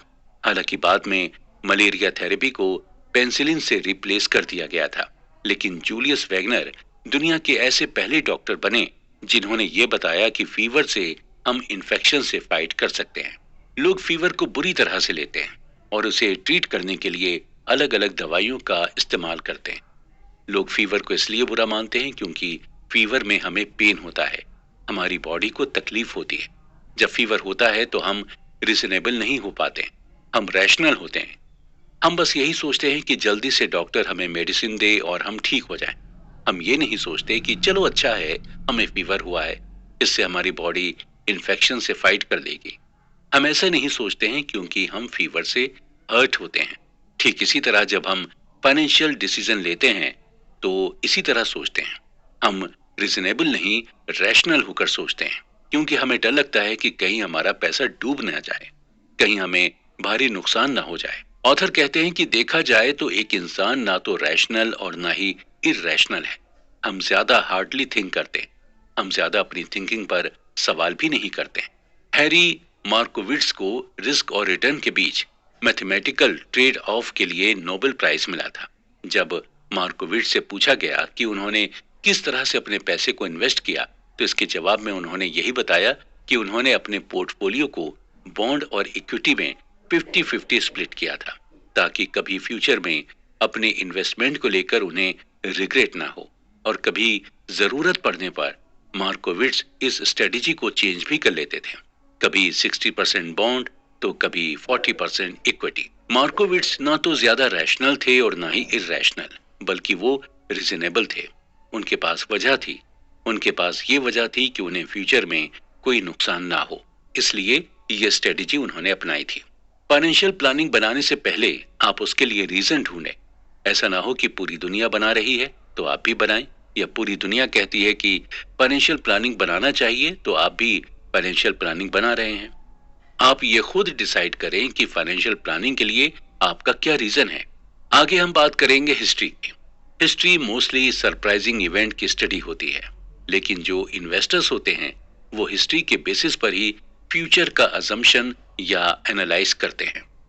इन्वेस्टर्स जब मार्केट की हिस्ट्री को देखते हैं तो उससे ये रफ आइडिया लगा लेते हैं कि फ्यूचर में वो क्या क्या आइडियाज को यूज कर सकते हैं। लेकिन अक्सर इन्वेस्टर्स हिस्ट्री का यूज करके अपना और दूसरों का नुकसान करा देते हैं। इन्वेस्टिंग हिस्ट्री पर इन्वेस्टर को डिपेंड नहीं रहना चाहिए। इन्वेस्टिंग हिस्ट्री पर डिपेंड होकर इन्वेस्टर्स दो गलतियां कर देते हैं। पहली ये कि आप आउटलेयर्स इवेंट को मिस कर सकते हैं, जिसकी वजह से मार्केट में मूवमेंट होता रहता है। ऑथर बताते हैं कि हर डेकेड, हर सेंचुरी अलग अलग होती है और हर डेकेड में अलग अलग टाइप्स के लोग होते हैं। 19th सेंचुरी की ग्लोबल इकोनॉमी अलग थी और 20th सेंचुरी की ग्लोबल इकोनॉमी बिल्कुल अलग है। 19th सेंचुरी में 2 वर्ल्ड वॉर हुए और स्टॉक मार्केट का ग्रेट डिप्रेशन भी आया। लेकिन अभी अगर हम 20th सेंचुरी की बात करें तो इतने मेजर इवेंट्स नहीं हुए जिसे हम इन्वेस्टिंग हिस्ट्री में इंक्लूड कर सकें। अगर आप इन्वेस्टर हैं तो आपको यह समझना होगा कि हर इवेंट अलग अलग होती है और अलग अलग तरह से मार्केट को इफेक्ट करती हैं। अगर 19th के स्टॉक मार्केट डिप्रेशन में मार्केट को $10 बिलियन का नुकसान हुआ, तो ये जरूरी नहीं है कि अगर 20th सेंचुरी में कोई स्टॉक मार्केट डिप्रेशन में आया तो उसमें भी $10 बिलियन का नुकसान हो सकता है इससे कई गुना ज्यादा हो, या ये भी हो सकता है कि कई गुना कम हो। इसलिए हिस्ट्री के बेस पर हमें इन्वेस्टिंग का फ्यूचर नहीं प्रिडिक्ट करना चाहिए। दूसरी गलती यह है कि हिस्ट्री फ्यूचर इकोनॉमी और स्टॉक मार्केट के लिए एक मिसलीडिंग गाइड की तरह काम करती है, क्योंकि ये हमें स्ट्रक्चरल चेंज प्रोवाइड नहीं करती जो करंट सिनेरियो के लिए जरूरी है। 19th सेंचुरी में वेंचर कैपिटल नाम की कोई चीज नहीं होती थी। अगर किसी को स्टार्टअप शुरू करना होता था तो फंड उसे खुद से ही मैनेज करना होता था, या फिर आपको बैंक से लोन लेकर अपना स्टार्टअप शुरू करना होता था, यानी स्टार्टअप के लिए रिस्क ज्यादा था। अगर हम हिस्टोरिकल डेटा की तरफ जाएंगे तो हम स्टार्टअप फंडिंग में डिफरेंस देखेंगे। कितना चेंजेस अब आ गया। अब स्टार्टअप को फंड करने के लिए वेंचर कैपिटल फर्म मार्केट में आ गई हैं। जिस तरह से आज स्टार्टअप को फंड किया जा रहा है वो पास्ट से कहीं बेहतर है। पहले हम किसी कंपनी के शेयर को फिजिकल फॉर्म में खरीदते थे, यानी पहले शेयर को खरीदने के बाद हमें एक रिसीप्ट मिलती थी। अब हम ऑनलाइन शेयर खरीद सकते हैं और ऑनलाइन ट्रेडिंग भी कर सकते हैं। अगर हम हिस्ट्री के बेसिस पर ही इकोनॉमी या स्टॉक मार्केट को चलाते तो ये स्ट्रक्चरल चेंजेस हमें कभी मिलते ही नहीं। अब कई चीजें बदल गई हैं। अब कंपटीशन भी बढ़ रहा है और कंपटीशन बढ़ने के साथ साथ अपॉर्चुनिटी भी बढ़ रही हैं। टेक्नोलॉजी की वजह से अब इंफॉर्मेशन भी एक्सेसिबल हो गई हैं। इंडस्ट्रीज बदलने लगी हैं क्योंकि इकोनॉमी इंडस्ट्रियल से शिफ्ट होकर टेक्नोलॉजी सेक्टर में आ गई है और टेक्नोलॉजी सेक्टर में डिफरेंट बिजनेस साइकिल्स और कैपिटल का यूज होता है। इन्वेस्टिंग में एक कॉमन फ्रेज हमेशा यूज किया जाता है और वो है it's different this time. Historians कोई प्रॉफिट नहीं होते हैं कि उन्होंने जो किया है वही आप भी करें। आप अपनी मार्केट के स्पेसिफिक ट्रेंड को देखें। स्पेसिफिक ट्रेड्स को देखें, स्पेसिफिक सेक्टर्स को देखें और तब जाके इन्वेस्टमेंट करने के बारे में सोचें। Room for errors. दोस्तों, हम इंसान भी अजीब होते हैं। कल हमारे साथ क्या होगा हम इस चीज की बिल्कुल भी प्रिडिक्शन नहीं कर सकते, लेकिन प्लान हम आने वाले कई सालों के लिए बना लेते हैं। हम इस चीज को बेवकूफी कह सकते हैं या फिर हम इसे हमारी ऑप्टिमिस्टिक थिंकिंग कह सकते हैं। कब हमारे साथ क्या हो जाए हमें कुछ भी पता नहीं होता, यानी हमारी लाइफ अनएक्सपेक्टेड होती है। ठीक इसी तरह जब हम फाइनेंशियल बिहेवियर की बात करते हैं तो फाइनेंशियल बिहेवियर का बेस्ट एग्जाम्पल हमें ऐसी जगह से देखने को मिलता है जहां से किसी को एक्सपेक्टेशन ही नहीं होती है। लास वेगास के कैसीनोज स्मार्ट फाइनेंशियल बिहेवियर का शानदार एग्जाम्पल है। जी हाँ, कैसीनोज में आपके ऐसे कई ब्लैक जैक कार्ड प्लेयर मिल जाएंगे जो आपको ये सिखा सकते हैं कि अपने पैसे को कैसे मैनेज करें, और ये आपको रूम ऑफ एरर की इंपॉर्टेंस क्या होती है ये भी आप ब्लैक जैक कार्ड प्लेयर से सीख पाएंगे। ब्लैक जैक कार्ड काउंटिंग का फंडामेंटल सिंपल है। किसी को इस बात की सर्टेनिटी नहीं होती है कि कार्ड डीलर अगला कौन सा कार्ड ड्रॉ करेगा, लेकिन जो ब्लैक जैक कार्ड प्लेयर होते हैं वो इस तरह से अज्यूम करते हैं कि कौन कौन सा कार्ड डीलर पहले ही ड्रॉ कर चुका है, और इस असम्पशन पर ब्लैक जैक कार्ड प्लेयर ये बता देते हैं कि अगला कार्ड कौन सा होगा। ऑथर इस बात को हमें एग्जाम्पल देकर समझाते हैं कि सपोज कीजिए एक कार्ड डीलर के पास ABCD और E नाम के 5 कार्ड थे, जिनमें से A और B कार्ड डीलर पहले ही ड्रॉ कर चुका है। तो blackjack card player C, D और E को लेकर अपना असम्पशन करते हैं। वो अपनी प्रोबेबिलिटी को कम करने की कोशिश करते हैं, यानी वो रूम फॉर एरर का चांस नहीं देते। ऐसा प्लेयर जब आपको ये मालूम होता है कि कार्ड कौन सा आने वाला है तो आप फिर ज्यादा बेट लगाते, और जब आपको एग्जैक्टली पता नहीं होता कि कार्ड कौन सा आने वाला है तो आप कम बेट लगाते हैं। ब्लैक जैक कार्ड प्लेयर को यह मालूम होता है कि वो गेम ऑफ ऑड्स खेल रहा है और इस खेल में कोई सर्टेनिटीज नहीं होती। आप कभी भी ये गैस नहीं कर सकते हैं कि कौन सा मोमेंट आपके लिए बेस्ट होगा। आप अपने आप को रूम फॉर एरर देना चाहते हैं। आपको ये मानकर चलना होगा कि आपने जो प्लान बनाया है हो सकता है वो प्लान काम ना करे। हम रूम फॉर एरर को मार्जिन ऑफ सेफ्टी भी कह सकते हैं, और बात जब पैसों की होती है तो हम रूम फॉर एरर को अंडर एस्टिमेट करने लगते हैं। रूम फॉर एरर को हम फोरकास्टिंग से भी रिलेट कर सकते हैं, और फोरकास्टिंग करेक्ट करना बहुत मुश्किल होता है। आने वाले 10 सालों में स्टॉक मार्केट कितना रिटर्न देगा या रिटायरमेंट के बाद आपको कितने पैसे मिलेंगे, इन सब के बारे में फोरकास्ट करना मुश्किल होता है। इन सब चीजों में हम बस ऑड ही निकाल सकते या मार्जिन ऑफ सेफ्टी लेकर एक स्टिपुलेटेड अमाउंट हम बता सकते हैं। ऑथर कहते हैं कि जब भी आप फ्यूचर इन्वेस्टमेंट के बारे में एस्टिमेट करें तो आपको रूम फॉर एरर देना होगा। आपको ये मानकर चलना होगा कि आपका एस्टिमेशन एकदम एक्यूरेट नहीं हो सकता। रूम फॉर एरर एक साइंस है जहां पर आपको रिस्क लेना होता है, लेकिन रिस्क लेने से पहले आपको ये सोचना होता है कि जो रिस्क आप ले रहे हैं वो वर्थ टेकिंग है या नहीं। यही सेम फिलॉसफी आपको पैसे के साथ लगानी होती है। आप जिस भी चीज में इन्वेस्ट कर रहे हैं आपको ये मालूम होना चाहिए कि जहां भी आप इन्वेस्टमेंट कर रहे हैं उसमें रिस्क लेना वर्थ टेकिंग है या नहीं। तो कुल मिलाकर रूम फॉर एरर आपको ऐसा रिस्क लेने के लिए कहता है जहां पर आपको ज्यादा नुकसान भी ना हो, और जब आप इस तरह के रिस्क को लेते हैं तो ज्यादा चांसेस हैं कि आप अपने पैसे को ग्रो कर सकें। अक्सर ऐसा होता है कि हम किसी चीज की बहुत लंबी चौड़ी प्लानिंग कर लेते हैं, लेकिन ऐसा करने से हमें बचना चाहिए, क्योंकि वक्त के साथ साथ हमारी डिजायर्स, हमारी नीड्स और वांट्स बदलती रहते हैं। देखा जाए तो लॉन्ग टर्म फाइनेंशियल गोल बनाना जरूरी है, लेकिन हर 5 से 10 साल में दुनिया बदलती रहती है। नई नई टेक्नोलॉजीज आती जाती हैं, नई इकोनॉमी पॉलिसीज आ जाती हैं, और हमारे खुद के भी गोल चेंज हो जाते हैं। हम अपनी लाइफ के हर स्टेज में ऐसे डिसीजन लेते हैं जो बाद में हमारी लाइफ को इन्फ्लुएंस करते हैं, और उस डिसीजन को लेकर अब हमारे अंदर एक्साइटमेंट भी रहती है। ऑथर एग्जाम्पल देकर बताते हैं कि कई लोग जब टीनेज में थे तो अपने शौक के लिए वो टैटू बनवा लेते थे, और जब वो बड़े हुए तो उन्हें अपने इसी डिसीजन पर रिग्रेट होता है। आपकी फीलिंग, आपके इमोशंस सब वक्त के साथ बदलते रहते हैं, लेकिन आप जब भी फाइनेंशियल प्लानिंग बनाएं तो आपको दो चीजें अपने मन में हमेशा रखनी होंगी। पहली चीज ये कि फाइनेंशियल प्लानिंग के एक्सट्रीम एंड के बारे में हमें नहीं सोचना है। आपको ये अज्यूम करके चलना है कि अगर आपकी लो इनकम भी रही तो भी आप खुश रहेंगे, और अगर आप बहुत ही ज्यादा फाइनेंशियल प्लानिंग के लिए मेहनत करेंगे तो हो सकता है आपको फाइनेंशियल प्लानिंग का एंड रिजल्ट ना मिले, तो आपको रिग्रेट हो। फाइनेंशियल प्लानिंग जब आपने बना ली तो आप हर साल उस प्लानिंग को रिव्यू करें, और अगर मॉडिफाई करने लायक चीजें हैं तो उसे मॉडिफाई भी जरूर करें। अक्सर लोग खुद पर हार्श हो जाते हैं और प्लानिंग फेल होने पर खुद को मेंटली पनिश करने लगते हैं। इसका असर आप पर तो होता ही है, आपकी फैमिली पर भी इसका असर होता है। इसलिए प्लानिंग रिव्यू करते रहें, इसमें कोई भी खराबी नहीं है। जितने भी सक्सेसफुल वेल्दी लोग हुए हैं वो भी यही करते हैं। वो प्लान रिव्यू करते हैं और जरूरत पड़ने पर उसे मॉडिफाई भी करते हैं और इजी वे में प्लान करते हैं। दूसरी चीज यह है कि हमें इस रियलिटी को एक्सेप्ट करना होगा कि हमारा माइंड चेंज हो सकता है।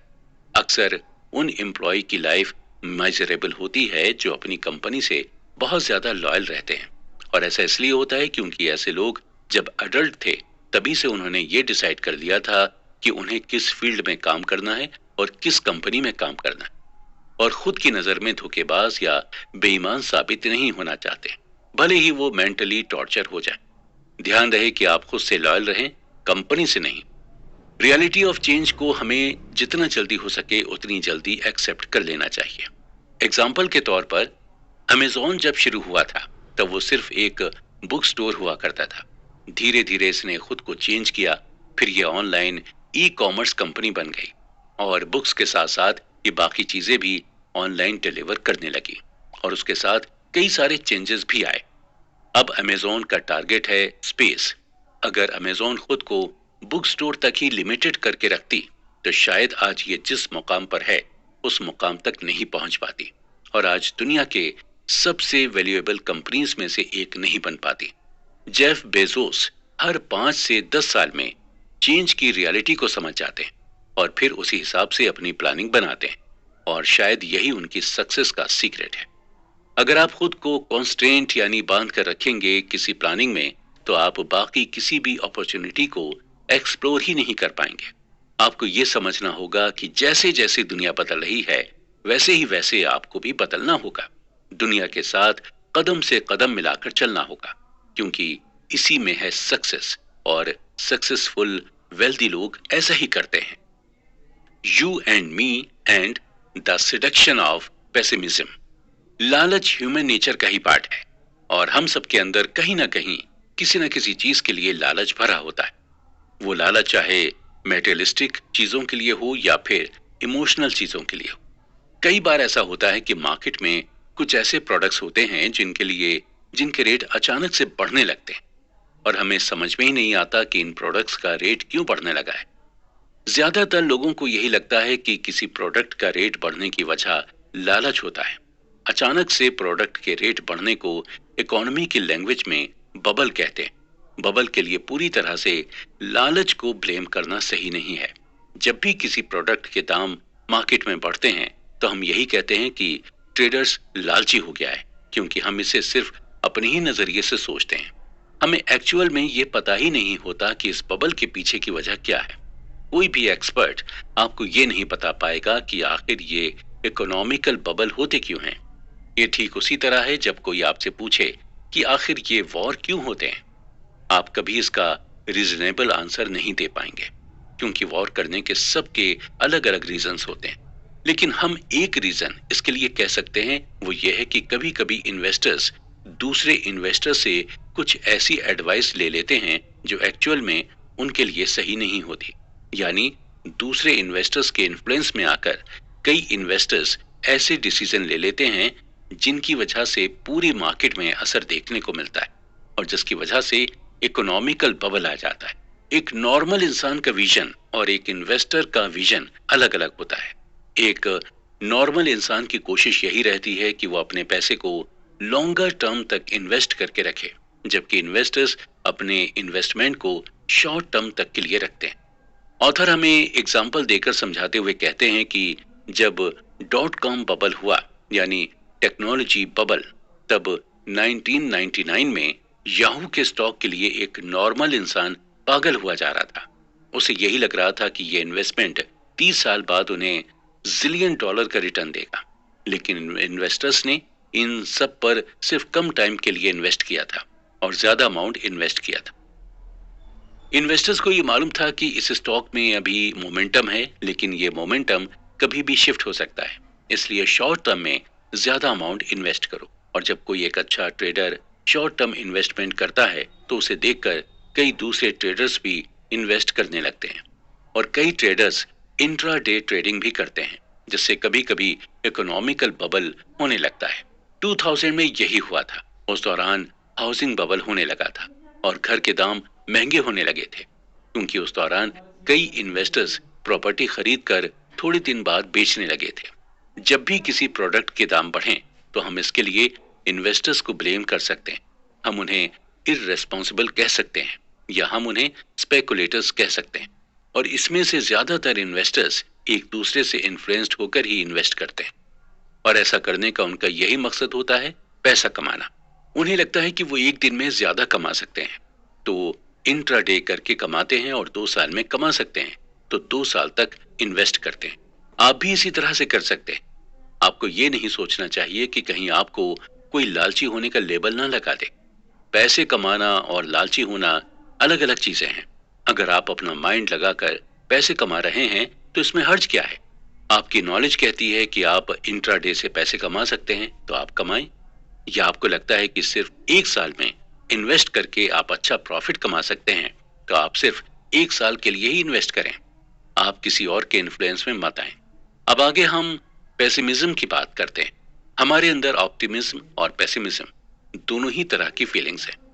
यानी हम चीजों को लेकर होपफुल भी रहते हैं और हमें कभी कभी कोई होप भी नहीं रहती। या हम यूं भी कह सकते हैं कि हमारे अंदर पॉजिटिव सोच भी है और नेगेटिव सोच भी है। कभी कभी जब हमारे साथ नेगेटिव चीजें होती हैं तो ही हम पॉजिटिव चीजों के डायरेक्शन में तेजी से भागते हैं। इसे हम जापान के एग्जाम्पल से समझते हैं।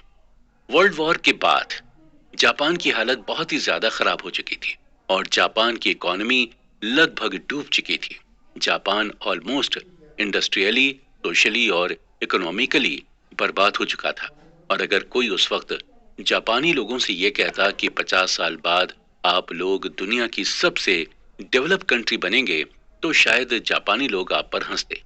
लेकिन हुआ यही, जापानियों ने इन 50 सालों में इतनी ज्यादा तरक्की कर ली कि इसकी इकोनॉमी का लोग एग्जाम्पल देने लगे थे और इसने हर फील्ड में खुद को डेवलप कर लिया था। देखा जाए तो पेसिमिज्म ऑप्टिमिज्म से ज्यादा स्मार्टर है और रीजनेबल भी है। अगर आप किसी से कहें कि सब कुछ अच्छा होगा तो शायद आपकी इन बातों पर वो ज्यादा अटेंशन नहीं देगा। लेकिन वहीं अगर आप उससे ये कहें कि तुम खतरे में हो, तुम्हारे साथ कुछ बुरा हो सकता है, तो उसकी अटेंशन आपकी तरफ शिफ्ट हो जाएगी। ऑथर की माने तो मोस्टली जब आप किसी से कहते हैं कि तुम कुछ नहीं कर पाओगे, तुम्हारी लाइफ में कुछ नहीं हो पाएगा, तो ये बात उस इंसान को चुभती है और आपकी ये बात उसके लिए फ्यूल का काम करती और वही इंसान कुछ साल के बाद आपको गलत साबित कर देता है। यानी आपने पेसिमिज्म एटीट्यूड दिखाकर सामने वाले को ऑप्टिमिज्म की तरफ शिफ्ट कर दिया। इसी तरह जब एक स्टॉक ट्रेडर ये कहता है कि उसने जो स्टॉक खरीदा है वो आने वाले सालों में दुगना हो जाएगा, तो ज्यादा चांसेस रहते हैं कि शायद ऐसा ना हो। वहीं जब कोई ये बोलता है कि जो स्टॉक उसने खरीदा है वो एकदम बेकार है, तो अक्सर वही स्टॉक अच्छा परफॉर्मेंस दे देता है। बात जब पैसे की आती है तो आपको थोड़ा पेसिमिस्टिक होकर सोचना चाहिए, क्योंकि इससे आपको फाइनेंशियल लॉस कम फील होगा।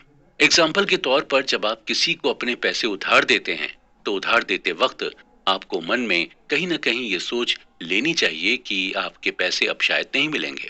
जब जब आप इस तरह की सोच अपने मन में रख लेते हैं तो आपको फाइनेंशियल लॉस की ज्यादा टेंशन नहीं रहती। आप अपने मन में पहले से ही ये परसेप्शन बना लेते हैं कि आपको ऑलरेडी लॉस हो चुका है और जब वही पैसे आपको वापस मिलते हैं तो आपको बहुत खुशी होती है। और जबकि वो पैसे खुद आपके ही होते हैं, वो एक्स्ट्रा पैसे भी नहीं होते जो आपने कमाए हों। आपका पैसा आपको कुछ दिनों बाद मिलता है। ये खुशी आपको इसलिए मिलती है क्योंकि आप अपने मन में पेसिमिस्टिक थॉट लेकर चले थे। वहीं अगर बात हम इन्वेस्टिंग की करें तो हम बहुत ज्यादा एक्सपेक्टेशंस रख लेते हैं। हम ये उम्मीद लगाकर बैठ जाते हैं कि हमें बहुत ज्यादा रिटर्न मिलेगा, और जब नहीं मिलता तो हम फ्रस्ट्रेट होकर सैड हो जाते हैं। लेकिन वहीं अगर हम ये मानकर चलें कि हमें बहुत ज्यादा रिटर्न नहीं मिलेगा, या शायद हमें हमारा प्रिंसिपल अमाउंट ही नहीं मिलेगा, तो हम अपने मन में इत्मीनान रख लेते हैं, और जब हमें थोड़ा भी रिटर्न मिलता है तो हमें बहुत ज्यादा खुशी मिलती है। इसलिए पैसों के मामले में ज्यादातर पेसिमिज्म सोच रखें, वो भी तब जब आप अपने पैसे को कहीं इन्वेस्ट कर रहे हैं। अदरवाइज आपको हमेशा ये सोचना चाहिए कि आप एक दिन वेल्दी जरूर बनेंगे। देखा है कि कैसे एलियंस अमेरिका के शहरों में अटैक कर देता है। तो चलिए उन्हीं एलियंस का एग्जाम्पल लेते हैं। मान लीजिए कि एलियंस अमेरिका के न्यूयॉर्क शहर में आया, और इस बार ये एलियन अटैक करने नहीं बल्कि 2007 और 2009 की अमेरिकन इकोनॉमी को चेक करने आया। 2007 में उसने देखा कि लोग मौज मस्ती कर रहे हैं, पार्टी कर रहे हैं, अच्छा खा रहे हैं, अच्छे अच्छे कपड़े पहन रहे हैं। 2009 में फिर उसने देखा कि लोग पार्टी कर रहे हैं, अच्छा खा पी रहे हैं और अच्छे अच्छे कपड़े पहन रहे हैं। यानी 2007 और 2009 की लाइफस्टाइल में ज्यादा डिफरेंस नहीं था। जब एलियन ने डिफरेंसेस को क्लोजली नोटिस करना शुरू किया तो उसने ये देखा कि लोग तो नहीं बदले, लेकिन टेक्नोलॉजी जरूर बदल गई। अब लोग नए नए फीचर्स वाले फोन रखने लगे हैं, और कंप्यूटर बेहतर होने लगे हैं, मेडिसिन बेटर हो गई हैं, और कार्स की माइलेज बढ़ने लगी है। यानी 2007 के कंपैरिजन में 2009 की इकोनॉमी इंप्रूव हुई है। फिर जब एलियन और क्लोजली देखता है तो वो ये देखकर हैरान हो जाता है कि अभी भी लाखों लोग अनएम्प्लॉयड हैं। लाखों लोग ऐसे हैं जिनके पास अपना खुद का घर नहीं है, यानी जो गरीबी में रह रहे हैं, और स्टॉक मार्केट की हालत खराब है। एलियन और सरप्राइज हो जाता है और ये सोचता है कि लोग वही हैं, लोगों की नॉलेज भी वही है, ऐसा कुछ ज्यादा बदला नहीं है, लेकिन फिर भी लोग ज्यादा गरीब होते जा रहे हैं और ज्यादा अनएम्प्लॉयड होते जा रहे हैं। ऐसा इसलिए हुआ क्योंकि 2007 में हमने इकोनॉमी के लिए एक विजन सेट किया था। हमने ये विजन सेट किया था कि एक दिन हाउसिंग प्राइस में स्टेबिलिटी आएगी, और लोगों को एम्प्लॉयमेंट मिलेगा, और स्टॉक मार्केट में इम्प्रूवमेंट होगा। लेकिन 2009 तक उस विजन पर वर्क नहीं किया गया। हमने उस विजन पर या उस स्टोरी पर बिलीव करना छोड़ दिया था, और इसी वजह से इतना डिफरेंस आया है और इतना बदलाव आया है। जब हाउसिंग प्राइस कम नहीं हुए तो लोग मॉर्गेज में डिफॉल्ट करने लगे थे। डिफॉल्ट केस बढ़ने की वजह से बैंक ने लोन देना ही बंद कर दिया था। लोन ना मिलने की वजह से लोगों के घर नहीं बिक पा रहे थे, लोग घरों को खरीद नहीं पा रहे थे। ऑथर कहते हैं कि जब हम इकोनॉमी, बिजनेस और इन्वेस्टमेंट में ग्रोथ की बात करते हैं तो हम सिर्फ टेंजिबल चीजों की बात करते हैं, यानी उन चीजों को जिनको हम टच कर सकते हैं, जैसे बड़ी कार, बड़ी बिल्डिंग, एक्सेट्रा एक्सेट्रा। हमें टेंजिबल चीजों के बारे में बताकर ये कहा जाता है कि हमारी इकोनॉमी ग्रो कर रही है। हमें यही स्टोरी बता दी जाती है कि इकोनॉमिक ग्रोथ बहुत ज्यादा है। एक्चुअली ये पूरी दुनिया ही स्टोरी ड्रिवन है। आप यहाँ पर कुछ भी बता दें, लोग यकीन कर लेते हैं, उससे कुछ नहीं करते हैं। गवर्नमेंट कह देती है कि हमने ये डेवलप किया, इकोनॉमी में ग्रोथ हुई एक्सेट्रा, लेकिन रियलिटी में स्टोरी अलग होती है। जब आप इस स्टोरी ड्रिवन वर्ल्ड में अपने पैसे को मैनेज करना चाहते हैं तो आपको दो बातें ध्यान में रखनी होंगी। पहली यह है कि जब आप किसी चीज को सच मानने लगते हैं तो आप उस सच के सच होने को, ऑड को ओवर एस्टिमेट करने लग जाते हैं। यानी आप उस सच को फिक्स्ड मान लेते हैं, आपको उसके अलावा दूसरे किसी सच पर यकीन नहीं होता है। ऑथर इस बात को हमें एक एग्जाम्पल देकर समझाते हैं कि अगर आपके पास पैसे नहीं हैं और आपसे ये कहा जाए कि शहर के बाहर एक बाबा रहते हैं जो किसी भी बीमारी का इलाज कर लेते हैं, तो आप उस बाबा के पास जाते हैं और अपनी बीमारी का इलाज कराने लग जाते हैं। अगर आपके पास पैसा होता तो आप किसी बड़े हॉस्पिटल में जाकर अपना इलाज करा लेते हैं। यानी इससे ये प्रूफ होता है कि जब आपके पास पैसे नहीं होते और आप बीमार हो जाते हैं तो आप किसी की किसी भी बात को सच मान लेते हैं। दूसरी चीज यह है कि जब हमें दुनिया के बारे में इनकम्प्लीट व्यू मिलता है तो हम खुद से ही उस व्यू को कंप्लीट करने लग जाते हैं। हम खुद का नैरेटिव बनाकर उस गैप को फिल करने लग जाते हैं। अगर ऐसा होता है कि जब आप किसी को कोई बात बताते हैं तो वो इंसान जब किसी और को आपकी बात बताता है तो उसमें वो अपना नैरेटिव डाल देता है या एक दो चीजें अपनी तरफ से भी ऐड कर लेता है। इस बात को ऑथर हमें एग्जाम्पल देकर समझाते हैं कि जब हम छोटे थे और हमारी दादी नानी हमें भूतों की कहानियां सुनाती थी, और उन कहानियों को जब हम अपने दोस्तों को सुनाया करते थे, तो उसमें हम कुछ अपना भी इनपुट डाल देते थे ताकि हमारे दोस्तों को हमसे ज्यादा डर लगे। हम ह्यूमंस का माइंडसेट ही ऐसा होता है। जब हम किसी स्टोरी से सेटिस्फाई नहीं होते तो हमें इनकम्प्लीट सी लगती है, तो उसे कंप्लीट या इंटरेस्टिंग बनाने के लिए उसमें अपना नैरेटिव डाल देते हैं। ऐसा करके हमारे माइंड को सेटिस्फेक्शन मिलता है। हम सबको यही लगता है कि हम जो अपने आसपास देख रहे हैं वही सच है, लेकिन हमें ये नहीं पता होता कि अंदर की स्टोरी अलग है। हमें जो हायर अथॉरिटी बोल देती है हम वही मान लेते हैं। बात जब पैसे की हो तो आपको सबकी बात नहीं माननी होती। आपको खुद रियलिटी का पता लगाना होता है। आपको अपने इन्वेस्टमेंट की सच्चाई को जानना होता है, क्योंकि जब तक आप इस सच्चाई को नहीं जानेंगे तो आपको इस बड़ी सी मार्केट में कोई भी बेवकूफ बना सकता है। All together now confession. हम आपको नहीं जानते और आप हमें नहीं जानते हैं। आपको अपने पैसों के साथ क्या करना है ये आपसे बेहतर और कोई नहीं जानता। अपने पैसे के आप खुद मालिक हैं। आप चाहें इसे सेव करके रखें या फिर इसका इन्वेस्टमेंट कर दें। यहाँ पर हम सिर्फ आपको रिकमेंड कर सकते हैं और पैसों की साइकोलॉजी ही बता सकते हैं। बाकी चीजें आपको ही करनी, और कैसे करनी है ये भी आपको ही डिसाइड करना होगा। हम आपको बस यही बता सकते हैं कि ये दुनिया बहुत ही कॉम्प्लेक्स है और रिस्क एंड लक दोनों से ही चलती है। आपको लक और रिस्क दोनों की ही ताकत को अच्छी तरह से समझना होगा कि कोई चीज आपको लक से मिल सकती है और कोई चीज आपको रिस्क से। आपको ये भी ध्यान रखना होगा कि जितना कम आपके अंदर ईगो होगा उतना ही आप पैसे को अपनी ओर अट्रैक्ट करते जाएंगे। पैसे की ये खासियत होती है कि ये उनके पास ही हमेशा टिका रहता है जो हम्बल होते हैं और जिनके अंदर ह्यूमिलिटी होती है। इसके साथ आपको भी ये ध्यान रखना होगा कि आपको अपने पैसे इस तरह से मैनेज कर दें कि आप रात में सुकून से सो सकें। आपको पैसे इस तरह से कमाने हैं कि आपको नींद अच्छी आए। ऑथर कहते हैं कि अगर इन्वेस्टमेंट में कोई चीज आपके फेवर में नहीं जा रही है तो उससे परेशान होने की बिल्कुल भी जरूरत नहीं है। आप हर बार जीत सकते हैं, कभी कभी आपको हार को भी गले लगाना होता है। अगर आप चाहते हैं कि आपके पास पैसा बना रहे तो आपके पास जितना पैसा है आप उसी में खुश रहना सीखें। जब आप अपने पैसे से खुश रहेंगे तो पैसे आपके पास खुद ब खुद आएंगे। पैसे का इस्तेमाल आप टाइम को कंट्रोल करने में लगाएं, यानी पैसे से अपनी लाइफ को कंट्रोल करना सीखें। पैसे कमाने का मजा तभी है जब आप अपने हिसाब से चीजों को कर सकें, अपने मन के मुताबिक अपनी लाइफ को एंजॉय कर सकें। लोगों के साथ अच्छा बिहेव करने की कोशिश करें, क्योंकि लोग आपकी मटेरियलिस्टिक चीजों से ज्यादा दिन तक इम्प्रेस नहीं रहते।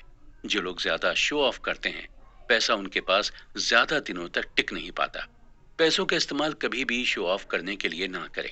जितना हो सके अपने पैसे को बचाएं, क्योंकि आज अगर आप पैसे को बचाएंगे तो कल यही पैसा आपको भी बचाएगा। अपनी कार के लिए या अपने घर के लिए बचाना अच्छी बात है, लेकिन खुद के लिए भी आपको पैसे बचाना चाहिए, क्योंकि कभी कभी ऐसी भी इमरजेंसी आ जाती है जहां पर आपका बचाया हुआ पैसा बहुत काम आ जाता है। अपने लिए कॉस्ट ऑफ सक्सेस को डिफाइन करें और उसके लिए पे करने के लिए रेडी रहें, क्योंकि हमें कोई भी चीज फ्री में नहीं मिलती है। हमें हर चीज के लिए पे करना पड़ता है।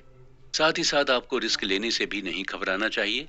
जहां आपको लगता है कि रिस्क लेना वर्थ इट है या रिस्क का असर आप पर ज्यादा नहीं होगा, तो रिस्क लेने से घबराएं नहीं, क्योंकि रिस्क बाद में आपको पे जरूर करेगा। अपने गेम को डिफाइन करें, यानी लोगों को ये बताएं कि आप क्या हैं और आपकी वैल्यू क्या है और पैसे को लेकर आपकी सोच क्या है। और आपको ये मेक श्योर करना होगा कि आपके एक्शन से दूसरे लोग इन्फ्लुएंस्ड ना हो। दूसरे के डिसीजन की रिस्पेक्ट करें, स्पेशली फाइनेंस में, क्योंकि हर इंसान के अपने अलग अलग फाइनेंशियल गोल होते हैं और अलग अलग अप्रोच भी होती हैं, और उसी गोल और अप्रोच से एक इंसान अपना डिसीजन बना लेता है। आप वही करें जो आपके लिए फाइनेंशियली वर्क करता है। आपको ये जानना होगा कि आपकी फैमिली सेविंग के बारे में क्या सोचती है। आप अपनी फैमिली से अपने सेविंग प्लान के बारे में डिस्कस कर सकते हैं और उन्हें ये बता सकते हैं कि सेविंग करना कितना जरूरी है। अगर आप शादीशुदा हैं तो आप अपनी वाइफ के साथ मिलकर भी सेविंग कर सकते हैं और उन्हें इंडिविजुअली सेविंग करने के लिए भी मोटिवेट कर सकते हैं। इसके अलावा आप किस चीज के लिए सेविंग कर रहे हैं इसका भी आपको टारगेट बनाना होगा। आप घर के लिए सेविंग कर रहे हैं या फिर कार खरीदने के लिए सेविंग कर रहे हैं या किसी जगह हॉलिडे मनाने की सेविंग कर रहे हैं, ये आपको अपने घर वालों के साथ डिस्कस करना होगा। जब आप अपने घर वालों के साथ अपनी सेविंग के प्लान को डिस्कस करेंगे, तो आप और ज्यादा मोटिवेटेड फील करेंगे। दूसरी चीज यह है कि आपको अपने इन्वेस्टमेंट प्लान के बारे में भी अपने घर वालों को बताना होगा और उनसे ये डिस्कस करना होगा कि आप किस चीज में अपने पैसे को इन्वेस्ट कर रहे हैं। आपके लिए ये जानना जरूरी है कि आपके घर वाले इन्वेस्टिंग के बारे में क्या सोचते हैं। आपको अपने घर वालों को स्टॉक मार्केट के बारे में बताना होगा और उन्हें यह समझाना होगा कि अगर स्टॉक मार्केट में आपको नॉलेज है, तो स्टॉक मार्केट में इन्वेस्ट करने से बिल्कुल भी घबराना नहीं चाहिए। आपको अपनी वाइफ या फिर अपने पेरेंट्स को स्टॉक मार्केट में इन्वेस्ट करने के लिए मोटिवेट करना चाहिए। ऑथर आगे कहते हैं कि आपको स्ट्रांगली अपनी फाइनेंशियल फ्रीडम पर वर्क करना चाहिए। हमारा जो भी फाइनेंशियल गोल है, उसकी तरफ धीरे धीरे कदम बढ़ाना चाहिए और हमारा ये कदम सही डायरेक्शन में तभी बढ़ेगा जब हम साइकोलॉजी ऑफ मनी को समझ जाएंगे और अपने दिमाग में पूरी तरह से इसे बसा लेंगे। नमस्कार दोस्तों, आपने सुनी psychology of money, timeless lesson on wealth, greed and happiness की बुक समरी, जिसे लिखा है मॉर्गन हॉसेल ने।